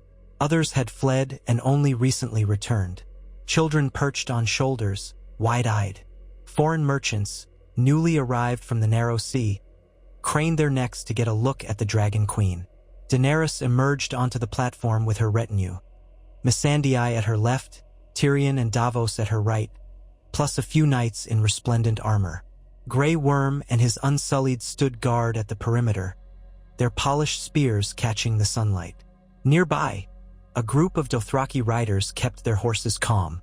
She felt her nerves flutter at the sight of so many faces, but she had to do this. Tyrion stepped forward, using his commanding voice to hush the crowd. "People of King's Landing," he called. "People of Westeros, I present to you Daenerys Stormborn of House Targaryen, breaker of chains, mother of dragons, protector of the realm, and queen of the Undulls, the Rhoynar, and the First Men." A subdued hush settled, broken only by the flap of canvas in the wind. Daenerys stepped to the forefront. She let her gaze sweep across the crowd, noting the wide array of expressions: hope, fear, anger, reverence. Her heart thudded in her chest. Slowly, she raised a hand in greeting. "I stand before you not to celebrate a victory, but to acknowledge a responsibility," she began, her voice ringing out over the crowd. "The wars that ravaged this city and this land are over. Cersei Lannister's reign ended in fire and blood, an end she chose when she refused to spare the innocent. Still, I know that many of you suffered. You lost homes, loved ones, perhaps hope itself. Today, I extend my hand to all who seek a better future. Let the scars of war guide us to build a realm free of tyranny and fear." A ripple ran through the gathering. Some listened intently, others looked uncertain. Daenerys continued, keeping her tone firm yet earnest. "I came from across the sea with 3 dragons. Some of you tremble at the sight of their flames. Let me promise you this. The dragons are not here to burn those who keep the peace. They are protectors as much as they are weapons. They serve to remind the powerful that they must never again turn on the weak. When you see Drogon, Rhaegal, or Viserion in the sky, remember that I vowed to break the chains of the oppressed. That vow stands. Slavery will never take root here, nor shall cruelty be tolerated. We will enforce the laws we shape together, laws that serve all, not a select few." She felt her throat tighten as she spoke the next words. I recall the destruction that consumed these streets. I do not pretend that my hand was without fault. In war, innocents suffer. But we are not in war now. The city rebuilds, and so must we. I will encourage trade, support the rebuilding of homes, docks, markets. Food will be distributed fairly. Taxation will be based on what you can truly afford, not what the crown can squeeze from you. A few cries of approval rose, scattered but genuine. Tyrion gave a slight nod, urging her on. Daenerys raised her chin. I ask you in return to lay aside old grudges. Baratheon, Targaryen, Lannister, Stark. These names need not forever define whom you call friend or foe. We survived a war against death itself. We must unite now to see that this realm never falls into endless night again. In the front rows, a few men and women bowed their heads. Others looked at each other and seemed to relax. Daenerys took one more breath. I promise justice. I promise aid. I promise a new age for Westeros, if you will join me in making it so. She stepped back. For an instant, the crowd was silent, weighing her words. Then applause began. Tentative at first, growing bolder as more hands clapped, as more voices shouted in agreement. Perhaps it was not an eruption of fervor, but it was a start. Daenerys nodded in acknowledgement, stepping down as Tyrion declared the audience at an end. In the hours that followed, she mingled briefly with some of the small folk who lingered, accompanied by Missandei and a handful of guards. Children peered curiously at her silver-gold hair. Old men asked how she survived the dragon's fire. She answered questions patiently, offered solace to those who had lost family, and listened to stories of heartbreak. A woman with soot-stained skin sobbed that she had lost her husband in the wildfire. Daenerys pressed a coin into her hand, promising that more help would come as the city's finances stabilized.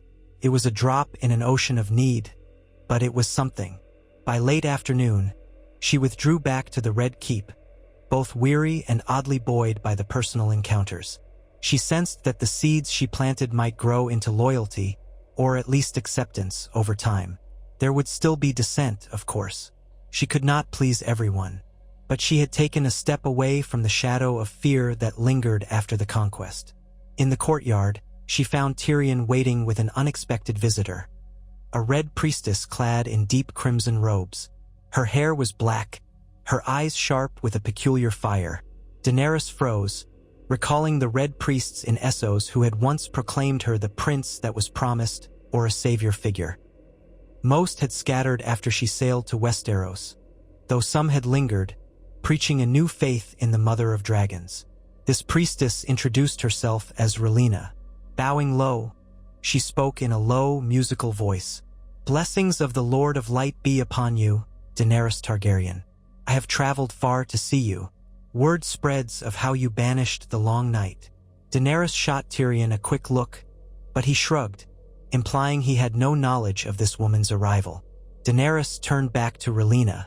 We defeated the White Walkers, but I claim no holy power. The dragons and our mortal armies did what needed doing. Rhalyna's lips curved in a faint smile. Nevertheless, the Lord of Light has not abandoned you. He has tested you by fire, and you emerged unburnt. I have come to offer counsel, if you would hear it. Daenerys weighed the offer carefully. She remembered how another Red Priestess, Melisandre, had once supported Stannis, proclaiming him Azor Ahai reborn, and that path had led him to ruin. She did not trust blindly in prophecies, having learned that they twist as readily as any sword. Yet she did not wish to dismiss the woman outright. The Red Temple was influential in the East, and she might glean more about any brewing conflict in Volantis. Counsel, Daenerys repeated. Very well. I will hear you. Rhalyna dipped her head. I pray you'll grant me an audience soon. I have visions to share, glimpses of a future that may yet come to pass if we are not vigilant. Daenerys gave a terse nod, instructing Tyrion to schedule a private meeting the next day. The Red Priestess smiled graciously and departed, her crimson robes trailing over the dusty stones. After she vanished, Tyrion let out a low whistle. It seems we're collecting all manner of mystics and advisors these days. Be wary, your grace. The Red Priests can be zealous. Daenerys managed a grim smile. I know, but knowledge is power, or so they say. And we need knowledge now more than ever. The evening brought fresh missives. Word from the north that rebuilding efforts in Winterfell continued smoothly, thanks in part to the shipments of supplies Daenerys had authorized.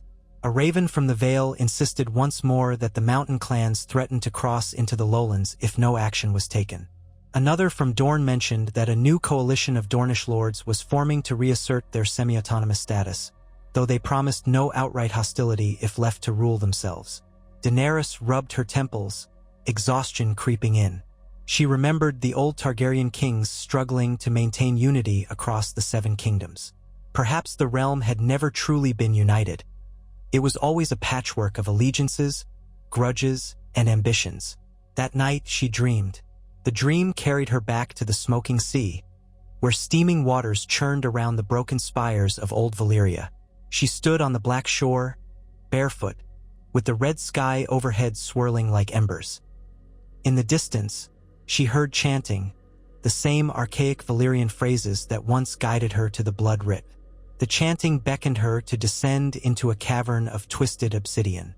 She walked deeper, hearing each footstep echo, until she reached a vast subterranean lake.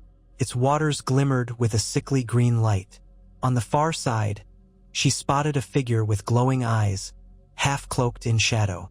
A voice hissed in her mind, "You carry the flame of empire. Let it burn all that stands against you." She jolted awake, covered in a cold sweat. The night was silent. Only the flicker of her bedside candle accompanied her accelerated heartbeat. Slowly, she calmed herself, reminding her body that she was in King's Landing, not in that cursed land. Yet the dream felt so real. She could almost smell the sulfur, feel the heat in her bones. In the morning, she shared a few details of the dream with Missandei, who listened intently, frowning. "Perhaps it's your mind wrestling with the power you carry," Missandei offered. "Old Valyria is gone, but the spells remain in you." Daenerys sighed. "I wonder if I'll ever be free of its shadow." Later that day, as arranged, she met with Rhalyna in a small solar overlooking Blackwater Bay. Tyrion was present as well, along with Missandei, both to glean information and ensure the priestess posed no threat. Rhalyna stood by a tall, arched window, gazing at the shimmering water. She turned when Daenerys entered, bowing again. "Your Grace," Rhalyna said, "I thank you for granting me this time." Daenerys inclined her head. "You spoke of visions. I would hear them if you can speak plainly." Rhalyna nodded. "The Lord of Light grants me glimpses in the flames. Not always clear, not always certain, for the future is fluid. But I have seen a great darkness stirring far to the east.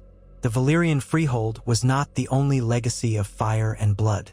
Others, too, have delved into sorcery's best left buried.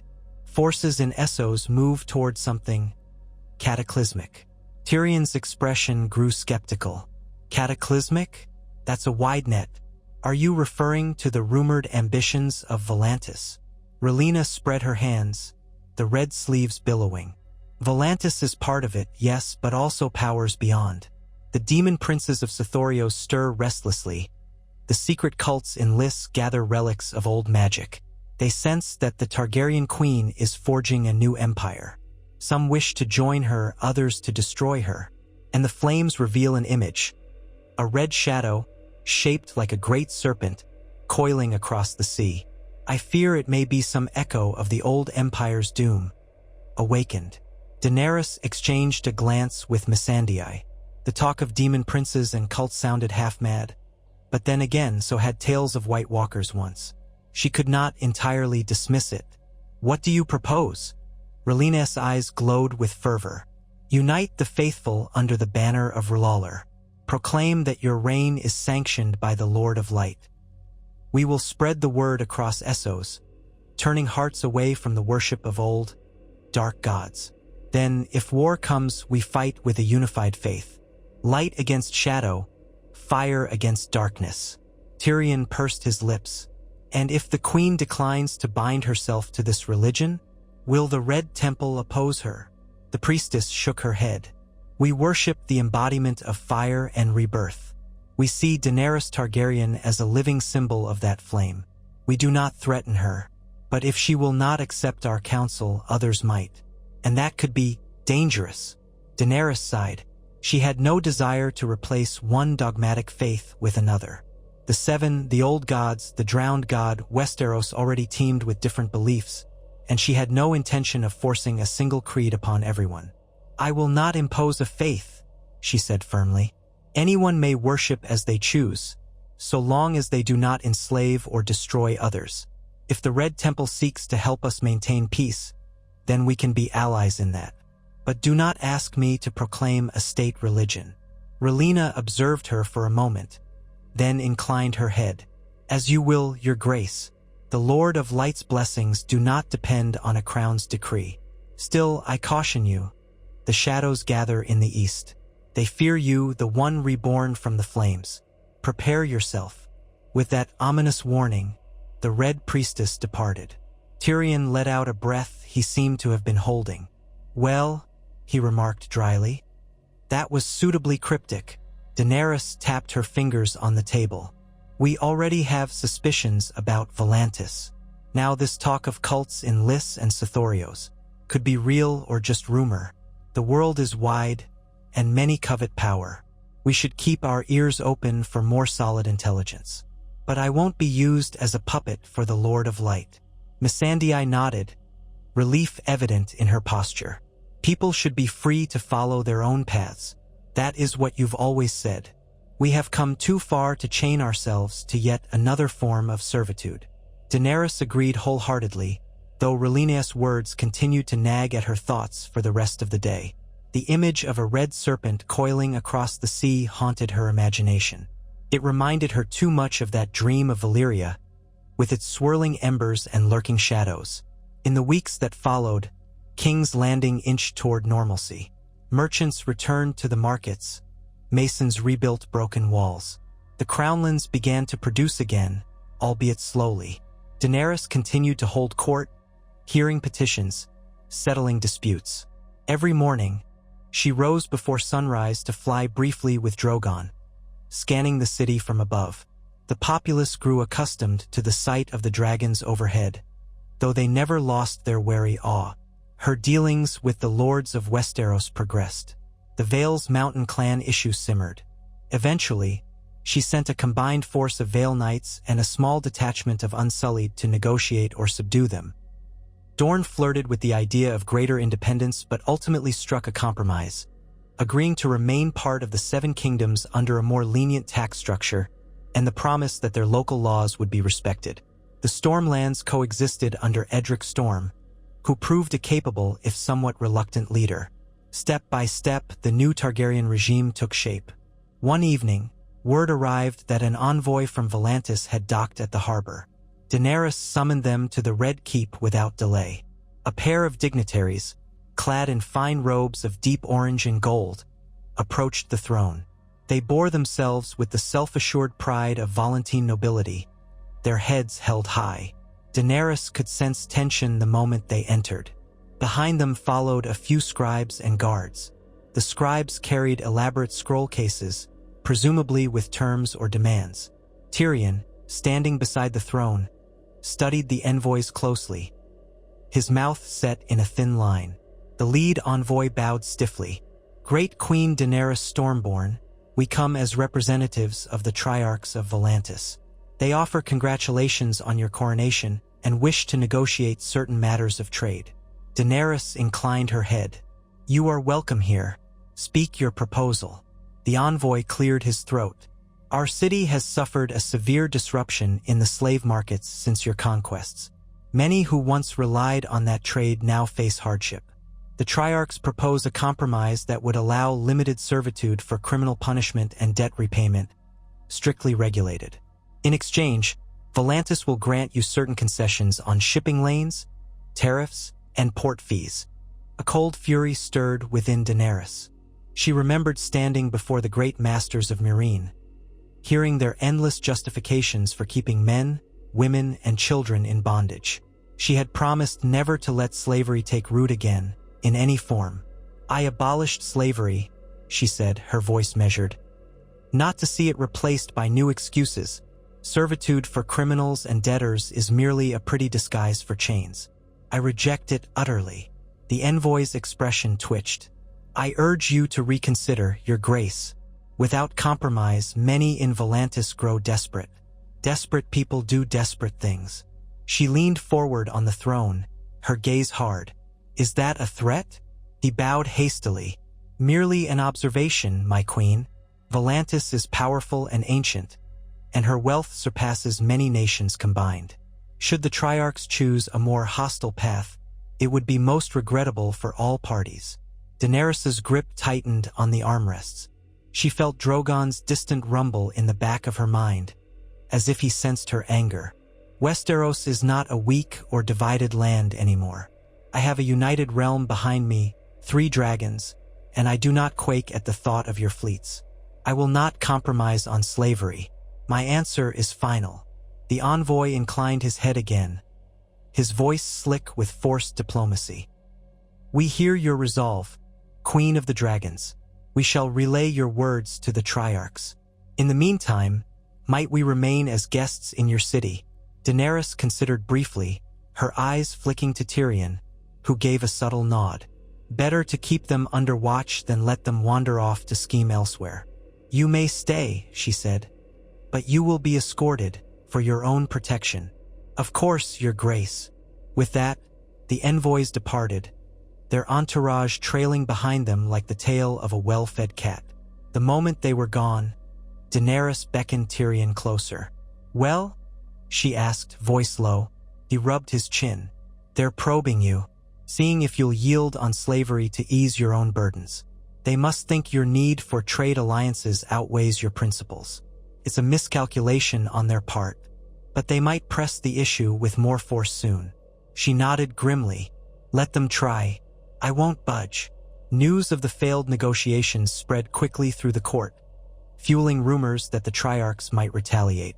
Some suggested Daenerys preemptively send a fleet to blockade Volantis, but that would risk a massive war with the Free Cities. Others advised caution, hoping the Triarchs would back down if confronted with enough deterrence. Daenerys listened to all sides, uncertain whether a new war was imminent or if it was a bluff. Still, the seeds of doubt were planted. The notion of another great conflict, this time across the sea, gnawed at her. Westeros was too fragile for a drawn-out Essosi campaign. She walked the battlements at dusk, recalling how she had once conquered Slaver's Bay with small numbers and cunning. Now, if Volantis, richer and more populous than any single city in Essos, decided to wage war, it could draw in other powers. The entire continent could erupt. That night, she found herself alone in a half-rebuilt library, a space that had survived the sack only partially. Dust clung to the shattered shelves. A few surviving tomes were stacked on a salvaged table. Candles flickered around the chamber, casting shifting shadows. Daenerys had asked for the blood writ to be brought to her, as well as any old scrolls recovered from the Targaryen archives. She wanted to see if there was any mention of how the ancient Valyrian freehold had dealt with rebellious subject cities or rival powers. She read deep into the night. Tyrion once told her that knowledge was how a small man became a giant. She sought that advantage now.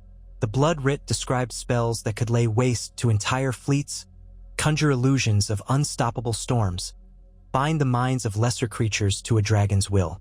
Yet all these rites reeked of atrocity, a price in blood, or a risk of losing one's sanity. She recalled the final confrontation in the north, how she had nearly burned herself out. No, she would not rely on such destructive extremes unless forced. Skimming a dusty Targaryen chronicle, she learned how Aegon the Conqueror had managed alliances with the Free Cities. Mostly, he had brandished the threat of Valyrian and hammered them with small raids until they sued for peace. But Essos had been less unified then. Volantis now was a different beast. A city that spanned both sides of the Rhoyne, its population massive, its economy vast. Eventually, Daenerys set aside the books. The candle wax had melted nearly to the holder, the night pressing on. She stepped outside onto a lonely balcony, leaning against the stone ledge. The City of Kings landing sprawled below, faint lanterns glowing in the labyrinth of streets. A cool wind ruffled her hair, carrying the brine of the Blackwater. She closed her eyes and inhaled, imagining she could hear the distant whispers of the sea. Or perhaps it was the whisper of Valyrian spirits. In that moment she made a silent vow. She would not be dragged into another great war easily. But if Volantis forced her hand, she would protect her realm, even if it meant unleashing Dragonfire once again. In her mind's eye, she pictured the red serpent of Rhaenyra's vision. Perhaps it was a premonition of a battle to come, an echo of the doom of Valyria that threatened to repeat itself. She would have to be ready. The next few weeks passed in a tense lull. The Volantene envoys lingered, sending dispatches back home but giving no clear sign of their next move. Daenerys continued to shore up her alliances in Westeros, quietly preparing the royal fleet with help from Yara Greyjoy. She expanded the City Watch to prevent infiltration or sabotage. Tyrion and Davos worked tirelessly to ensure supply lines were robust. Rebuilding progressed, and a semblance of routine returned to daily life, though an undercurrent of worry persisted. Then, abruptly, a raven arrived from the narrow sea. It bore the sigil of House Velaryon, sworn to Dragonstone. The short message described sightings of suspicious ships flying no flags, sailing near the gullet. The Watchers believed the vessels were Volantene in design. Sleek, curved hulls, high prows. They might be scouts. Daenerys summoned her war council immediately.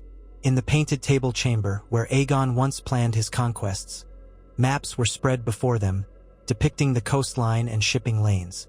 Dario, recently returned from patrolling the Crownlands, leaned forward, scowling at the news of stealthy ships. If they're spies, we should hunt them down. Yara Greyjoy smirked. My Ironborn can handle that. Let them see how well they fare against the Seastone Chair's rightful mistress. Tyrion drummed his fingers thoughtfully. But a direct attack could provoke them further. We don't want to give them an excuse to claim we started a war. Perhaps a more discreet approach. A few fast ships to shadow them, learn their intentions. Daenerys listened, her gaze shifting between them. She glanced at Davos, who had been quiet. Ser Davos, you know these waters. What do you advise? He rubbed the back of his neck. Sailors talk of black-sailed ships haunting the gullet at night. No torches lit, moving like ghosts. I'd send a small squadron to confirm. If they're truly Volantene, we confront them with a show of force, but no violence unless they start it. That seemed reasonable. Daenerys gave her assent. Organize a scouting fleet. Take a handful of the Ironborn and some of the royal vessels, well armed but under strict orders not to fire first. If these Watchers prove hostile, you have my leave to defend yourselves. Dario and Yara exchanged grins, already itching for action.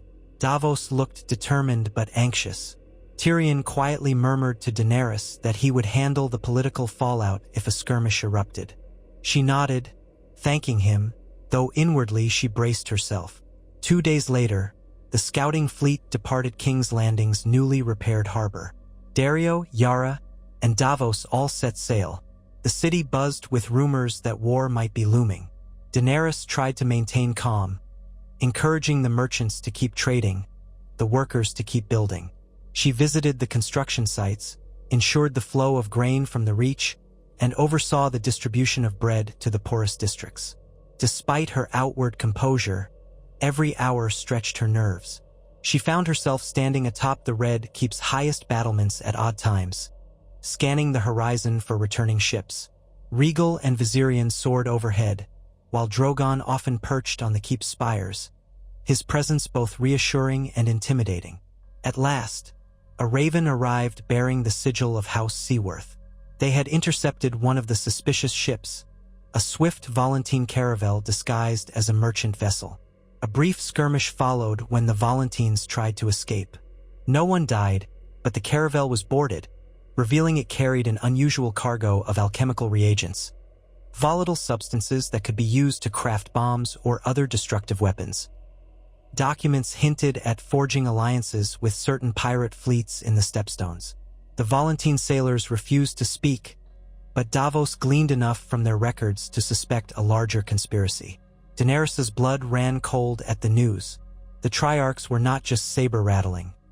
They were actively preparing for some kind of conflict, gathering unconventional tools of war.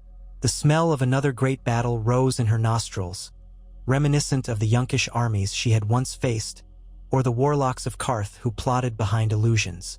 "We can't sit idle," she told Tyrion that evening as they conferred privately in her solar. "If they're arming themselves with alchemy, who knows what else they plan?" Tyrion tapped his quill on a map. Volantis could field a vast army. They have wealth, manpower, influence in the free cities. If they unite with others who resent our anti-slavery stance, like the Masters of New Guise or the Merchant Princes of Qohor, this could be a coalition that dwarfs what you faced in Slaver's Bay.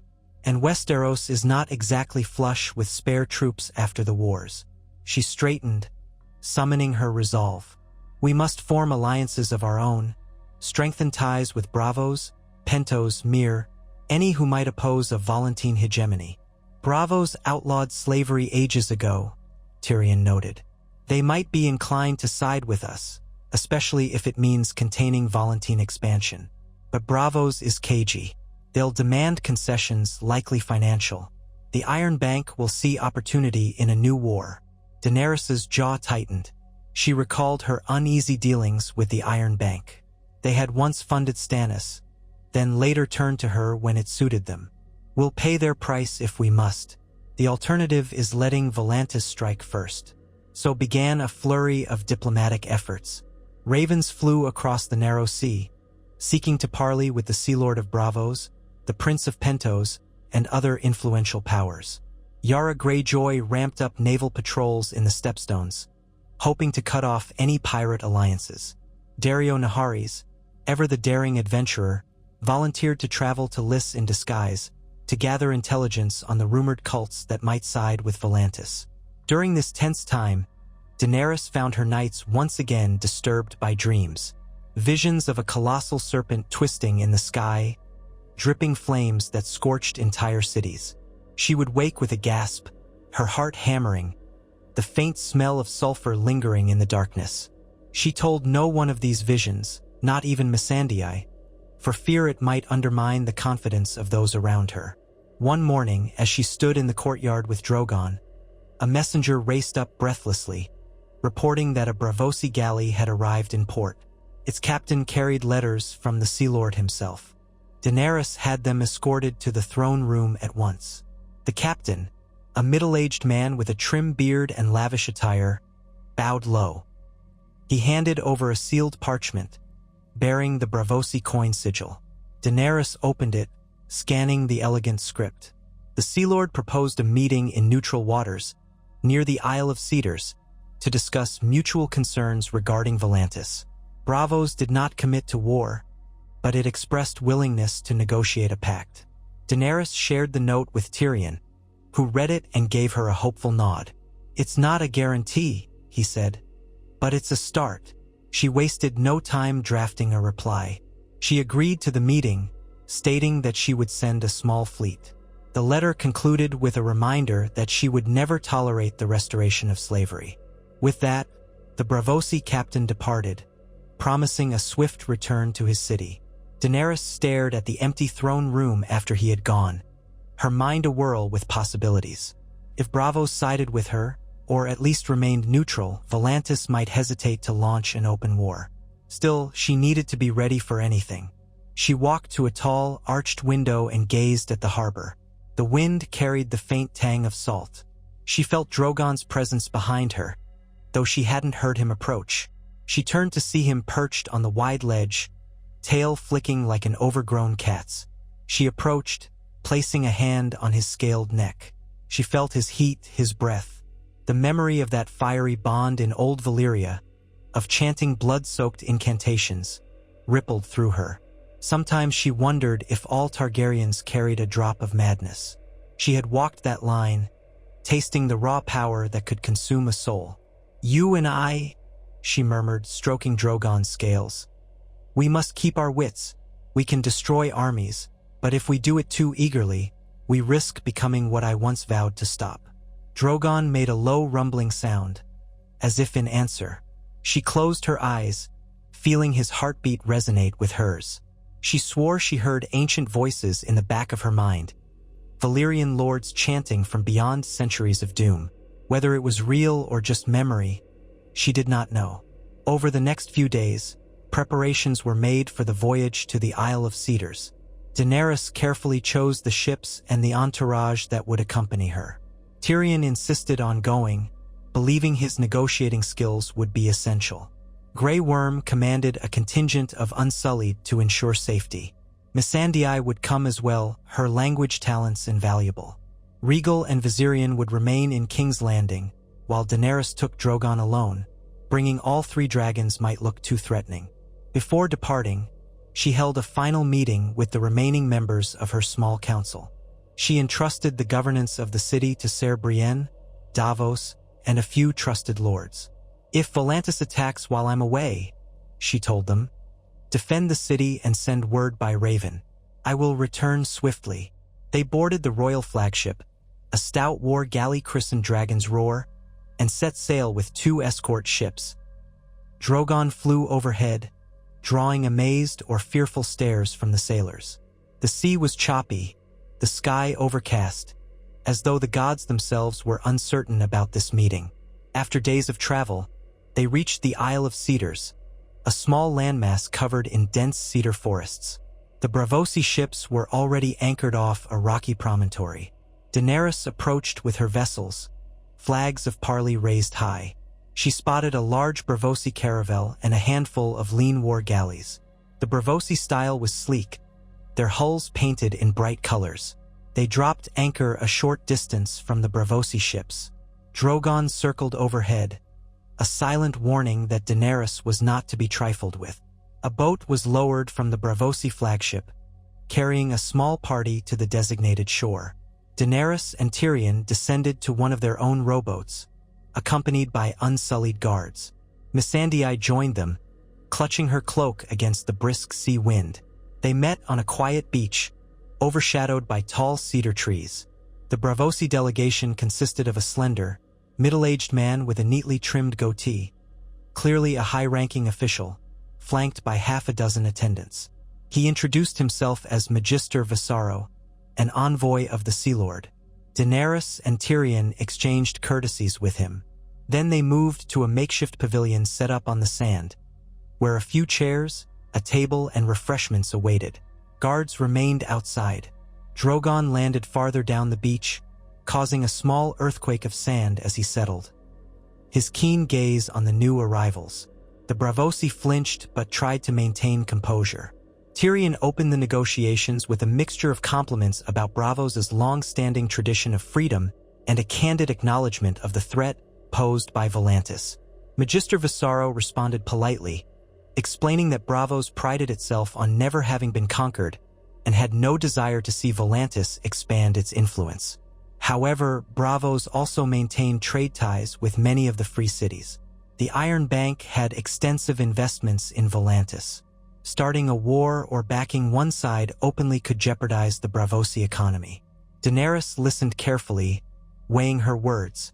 When she spoke, her tone was measured. "You know of my stance on slavery. If Volantis seeks to restore it on a grander scale, that threatens all free peoples, including Braavos. I ask not for total war, but for a united front. An alliance that makes it clear to the Triarchs they cannot conquer or subjugate others without consequence." Visaro considered, steepling his fingers.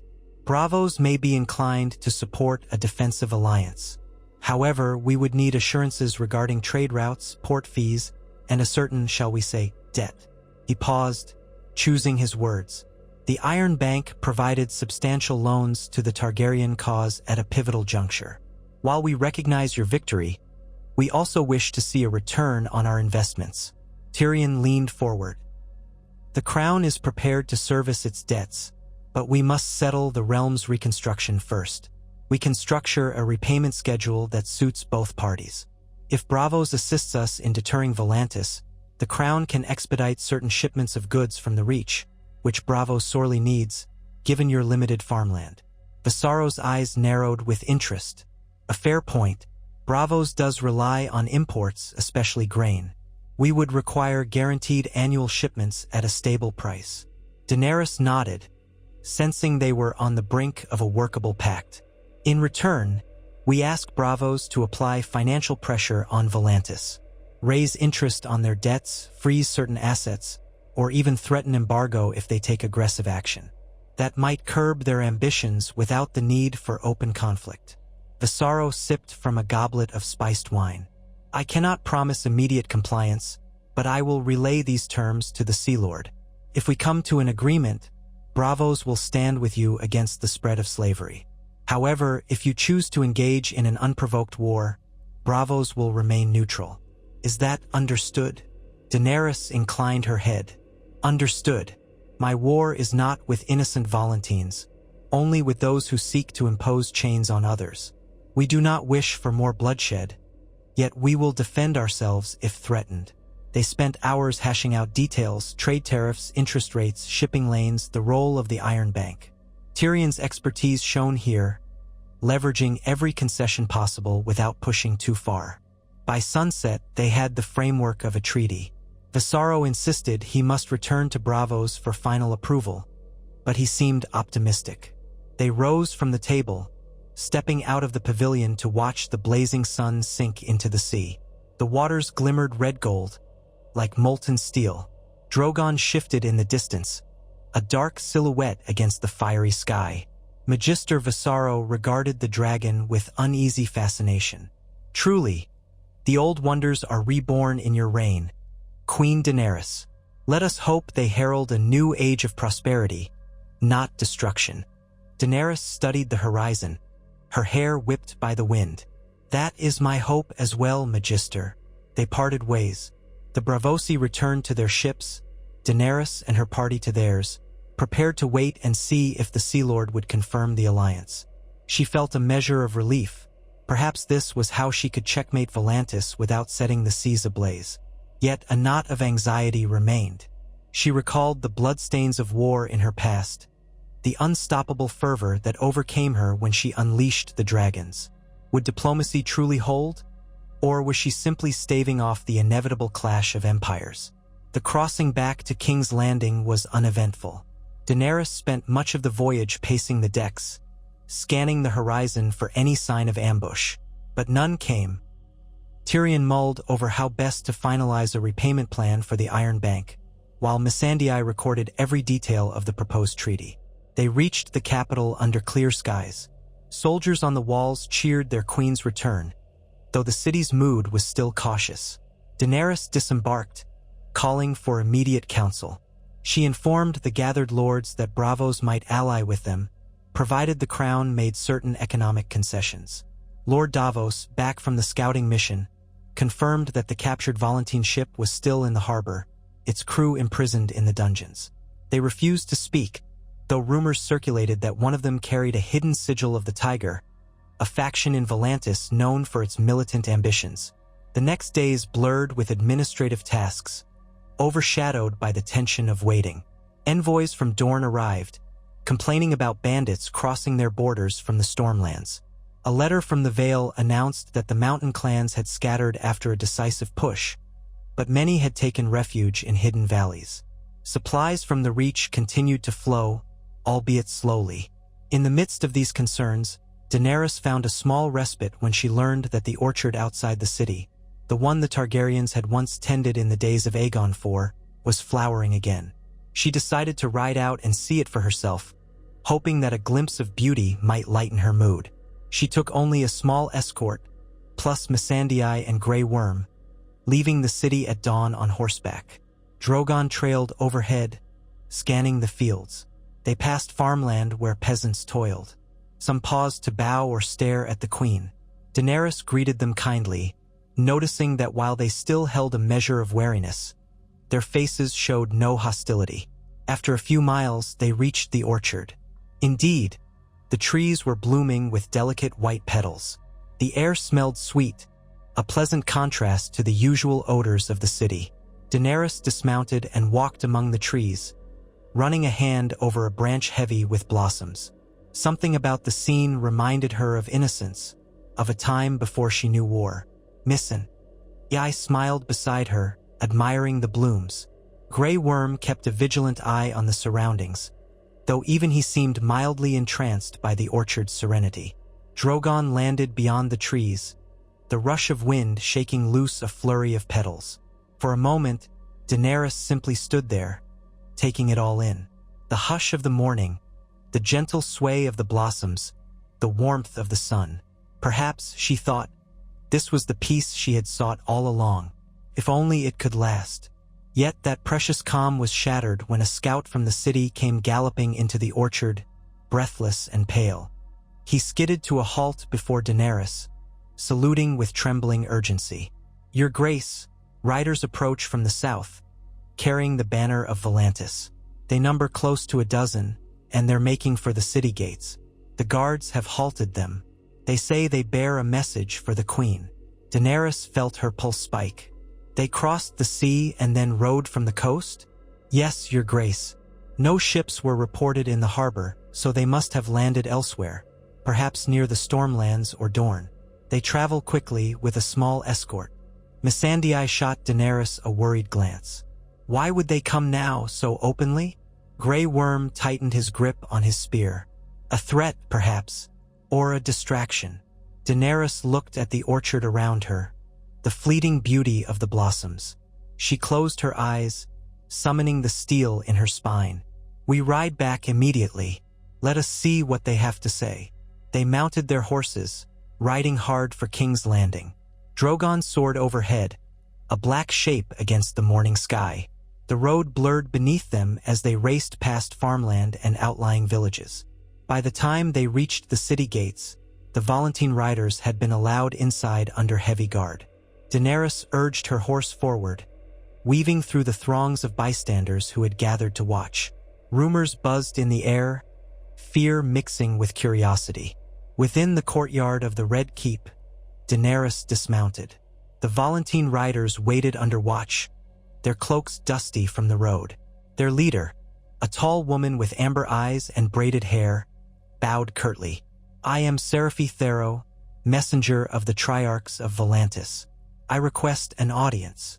Daenerys held her gaze, noting the set of the woman's jaw. "You have it. Speak." Seraphi straightened. "The Triarchs have learned of your attempt to conspire with Bravos against Volantis. They are gravely insulted. They demand you cease meddling in our affairs and withdraw your condemnation of our traditions. They offer one last chance to negotiate a return to the old ways. Debt servitude, the sale of criminals, and so forth. In exchange, they will grant you formal recognition as Queen of Westeros. If you refuse, Volantis will consider itself at war." The hush that fell was absolute. Daenerys felt her heart pound. "You travel far to deliver threats," she said. Seraphi's eyes flashed. "It is not a threat, but a fact.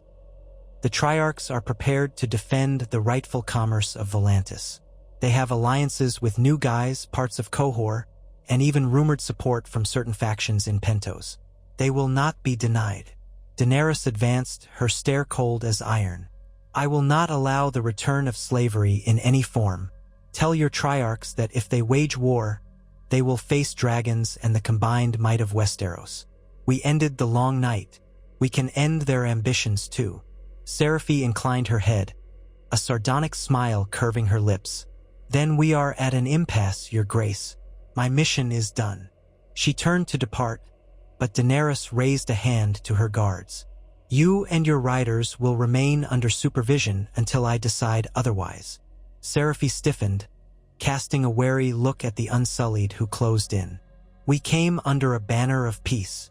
"It was a banner of demands," Daenerys corrected. "You are not harmed, but I won't let you slip away to spread falsehoods. Remain as my guests until I choose to send a reply. Accommodations will be provided." Seraphi's expression revealed anger, but she bowed stiffly. "As you say, my queen." Daenerys motioned for Grey Worm to escort them to secure quarters, then turned to Tyrion, who had emerged from the keep, anxiety etched on his features. She clenched her fists at her sides. "So it begins," she said. He nodded, grim. "They're making their move. We must finalize our alliance with Bravos. Volantis is rallying its own supporters. War looms. Daenerys looked up at Drogon, perched on the high battlements, sunlight glinting off his scales. She recalled her vow to protect the realm, to never again let chains be forged on her watch. Now, across the sea, the Triarchs threatened to resurrect the darkest commerce of Essos. She would not stand idle. Summoning the memory of her earliest triumphs, walking unburnt from Drogo's pyre, liberating Slaver's Bay, flying to Valyria, she found the strength that had carried her this far. If war was forced upon her, she would fight, but she would do so on her terms. She felt the echo of ancient Valyrian magic stir in her blood. Standing there in the courtyard, the city walls echoing with uncertainty, Daenerys Targaryen made a silent promise. She would face whatever darkness Volantis conjured, be it armies or arcane horrors. She had walked through fire and blood, emerged the mother of dragons. She would not bow to any Triarch or old slaver creed. If they wanted war, then war they would have. And this time she would ensure the cause of freedom did not falter. As she turned toward the throne room, the first horns of alarm sounded from the ramparts. Another sign that the world was about to change, once again, in a baptism of flame. Daenerys lifted her head high. If she had to become the embodiment of Valyria's shadow to end slavery forever, then so be it. She was prepared, as only a dragon queen could be, to unleash fire upon those who threatened her people. Thus did the next great chapter of Daenerys Targaryen's reign commence, a confrontation that would stretch across seas and kingdoms, testing the fragile peace of Westeros and the might of an ancient empire's legacy. Only time would tell if her resolve, tempered by compassion and bound by draconic sorcery, would prevail, or if the old warning of the Valyrians would ring true once more, that there is no power without a cost, and that the mightiest flames can cast the darkest shadows.